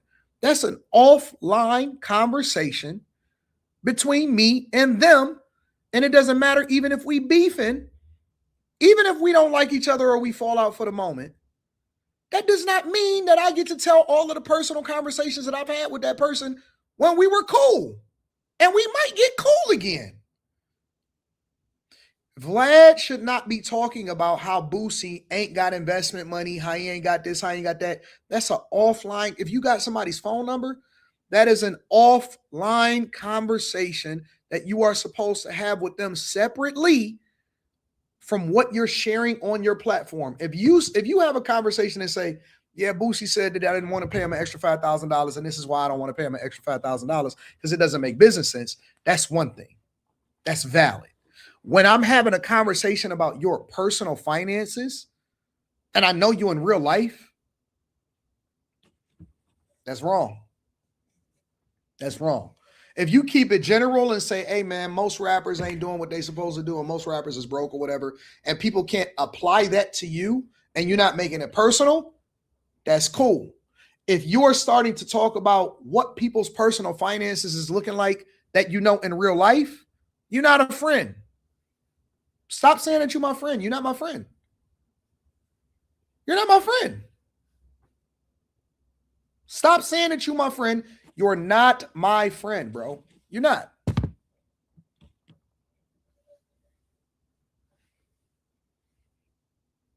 And this is where I think that Vlad does not understand what the definition of a friend is supposed to be.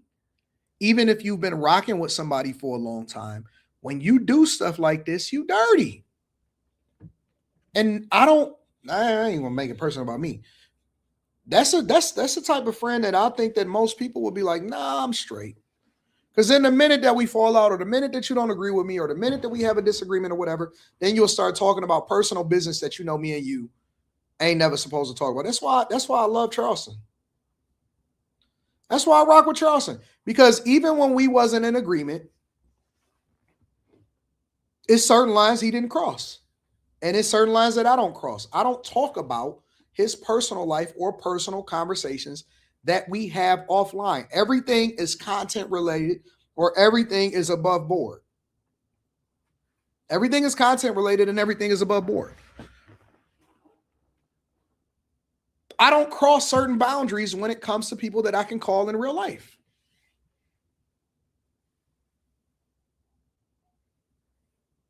Somebody says they're not friends, it's business. Well, could have fooled me, because literally at the very beginning of this whole conversation, he said, yeah, we're friends. We're really good. We're friends. If it's not friends, then they need to stop saying that they friends, because that ain't what friends do right there. If it's not friends, then stop saying that we're friends, because words mean things. Just say it's business. Just say it's business. Me and Brian McKnight, we talk about stuff right now to this day all the time. We talk all the time. All the time. And 99.9% of every single conversation you'll never know about. You don't know nothing about nothing, and we didn't ever talk about. We was cool way before we did the interview. We only did an interview because we be friends in real life. We only did an interview because he felt like my platform was the best space for him to be able to express himself authentically and not edit anything out, but to say it according to, present it in its entirety without chopping it up just so that we can get views. It was about being real. Rod says B is such a bad, I disagree with you. My experience with him in real life is different from what you think that your experience would be if you met him or something. I don't know.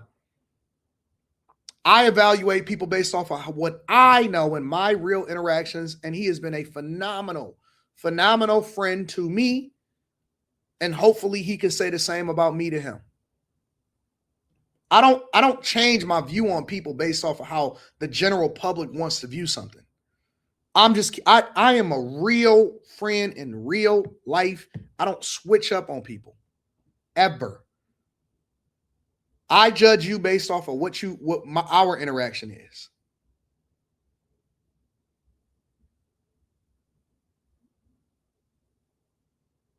I think that Vlad is wrong. I think he's 100% wrong. And he's right in his assessment of how people need to invest. He's wrong in using Boosie's personal finances in order to illustrate a point. What he brings to their table. That's even when it comes to certain situations or certain conversations that people that I know that are friends have offline, sometimes I don't even react to it because I know that I'm biased and I can't be real. And I don't want to talk about certain things that I know about them in real life because I'm not about to mess up what they got going on. Do you think? I think the elephant in the room is 6ix9ine. I mean, I heard that. Boosie's never told me that, right? He's never told me that. So this is just hearsay and so forth.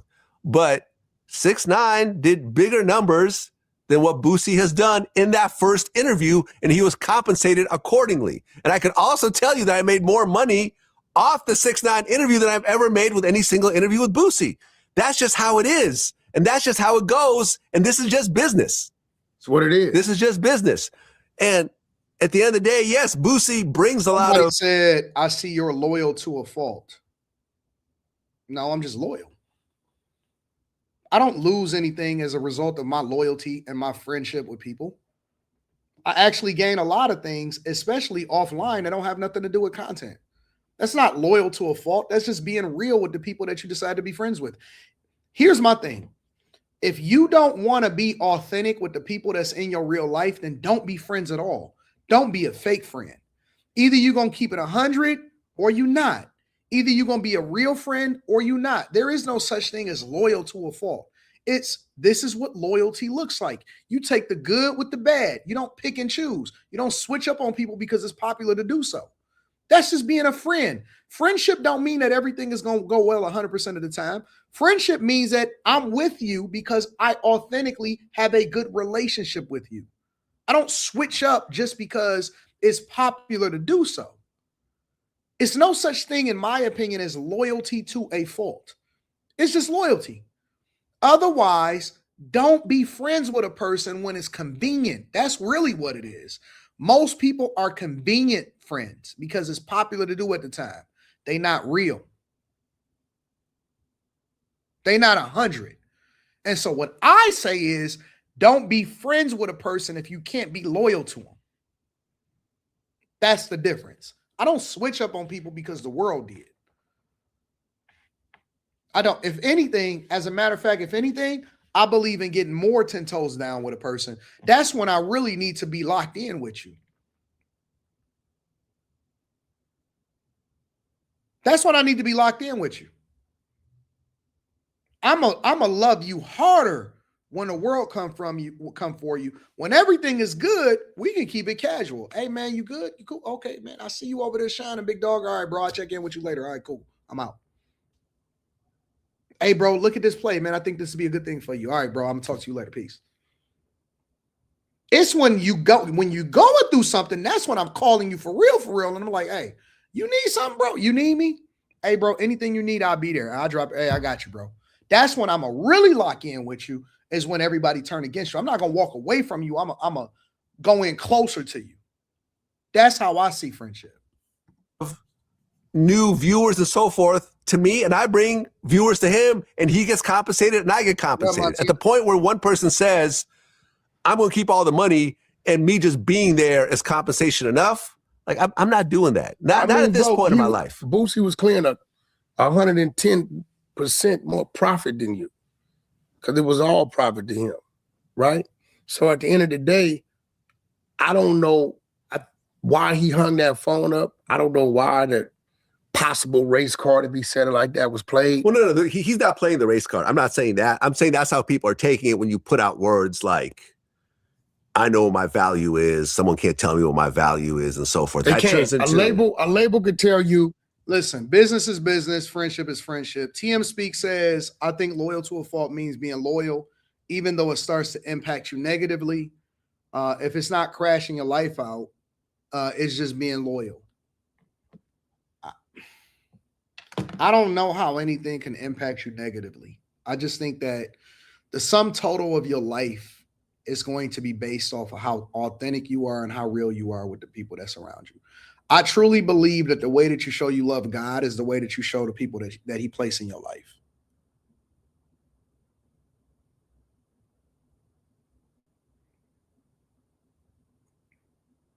If people start turning away from me based off of the fact that I align myself with another person that treat me well and I've never had a negative experience with, I don't care.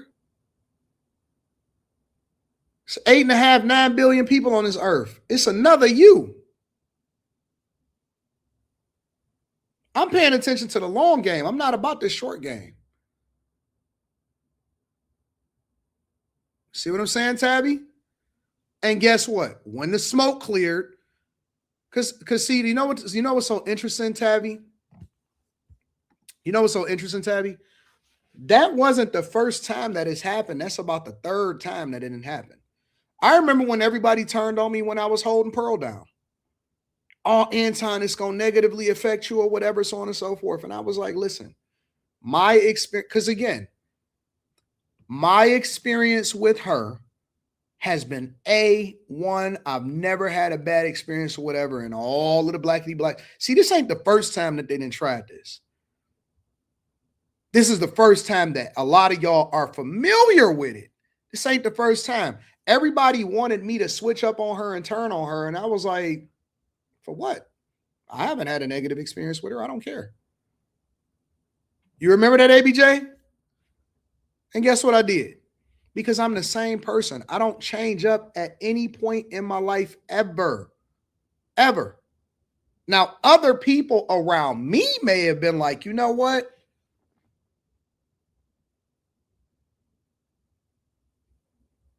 But it's other people outside of those people that was like, nigga, we locked in. And you know how much Molly was holding me down, nigga? Molly was like, nigga, at time, it's me and you forever. You know how much Slimmy was locked in? You know how much Q was locked in on me? Huh? You know how much Kimmy and Miss Sanchez was holding me down? You know how loyal they are to me? It was like, yo, we got your back. Whatever is up. You know how. Now, let me give a shout out to somebody else. I want to give a shout out to Angry Man. Angry Man, you know how locked in me and Angry Man is? Let me give a shout out to somebody else that y'all probably are unexpected. You know how much Charleston held me down?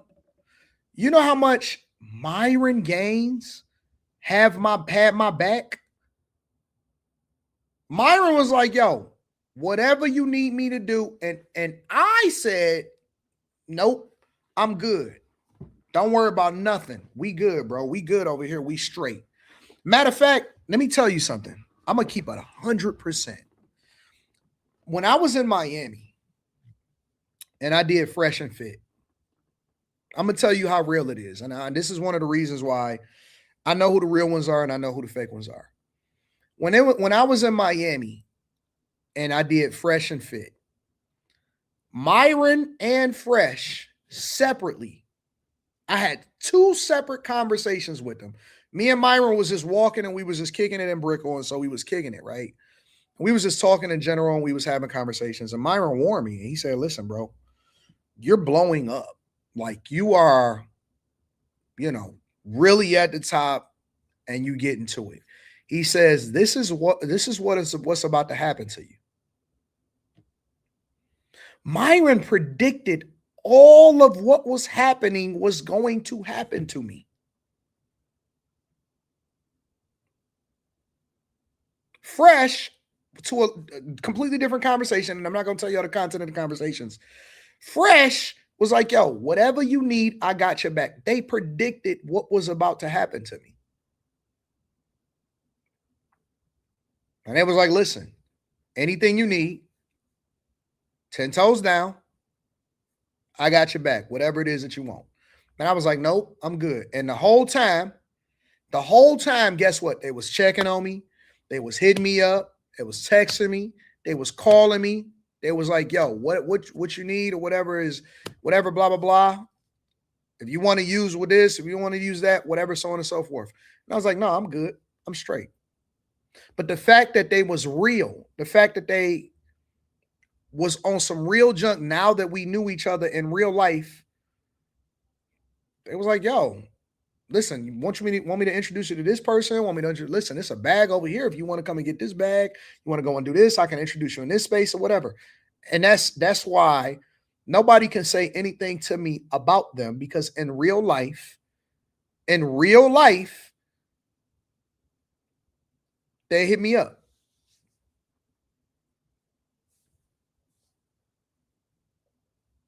And so I got a different perspective of what I look at as loyalty and what I look at as real. I don't look at the same thing as everybody else. and say that, you know,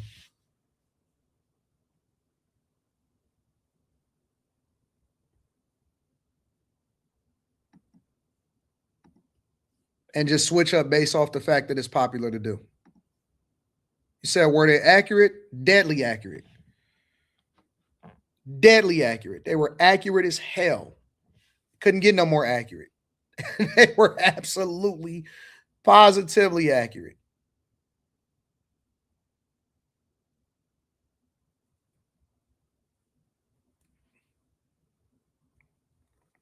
And that's real. But I think that that the Boosie and Vlad situation is a weird one, man. It's a very, very weird one. Anyways, let me read some of these super chats. We're about to be at 3 hours and 30 minutes. Good gosh. We had a fun show today. Johnny Mack says, did you hear about James Pierce Jr. charges getting dropped pending completion of a 6-month intervention program? I ain't hear nothing about it.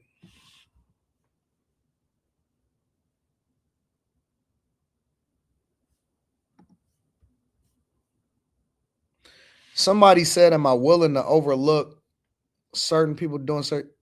Listen, bro.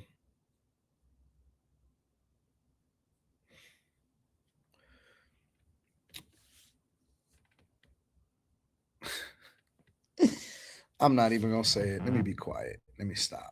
Let me read the rest of these super chats. Spacer says, make sure you share this with your family and friends. We don't want to be successful by ourselves. I love you. I appreciate you. I'll holler at you later. That's the outro for the newbies. You heard JBP broke this down. I haven't seen a breakdown of it yet. Vlad goes on his platform to respond to Boosie. Well, he got a platform and he gonna get his friends 6ix9ine, Whack 100. They gonna interview him. PS Car Washing Detail Services. Boosie go on IG to respond to Vlad, but you want to pay to see his content on Patreon. Yeah, AD. That's why some people don't do business with Vlad. Rardy says, with the weather warming up, please be safe out here on the roads. I just witnessed a motorcycle fatality on I-80 and Gary. Fatality? I was just about to pull my bike out too. You see Nas open a Korean steakhouse? No, I haven't seen it. So, anyways, make sure y'all jump on after hours tonight on Room 9. If you're not a part of the Patreon, make sure you tap into the Patreon. Link is in the description as well as pinned to the top of the chat.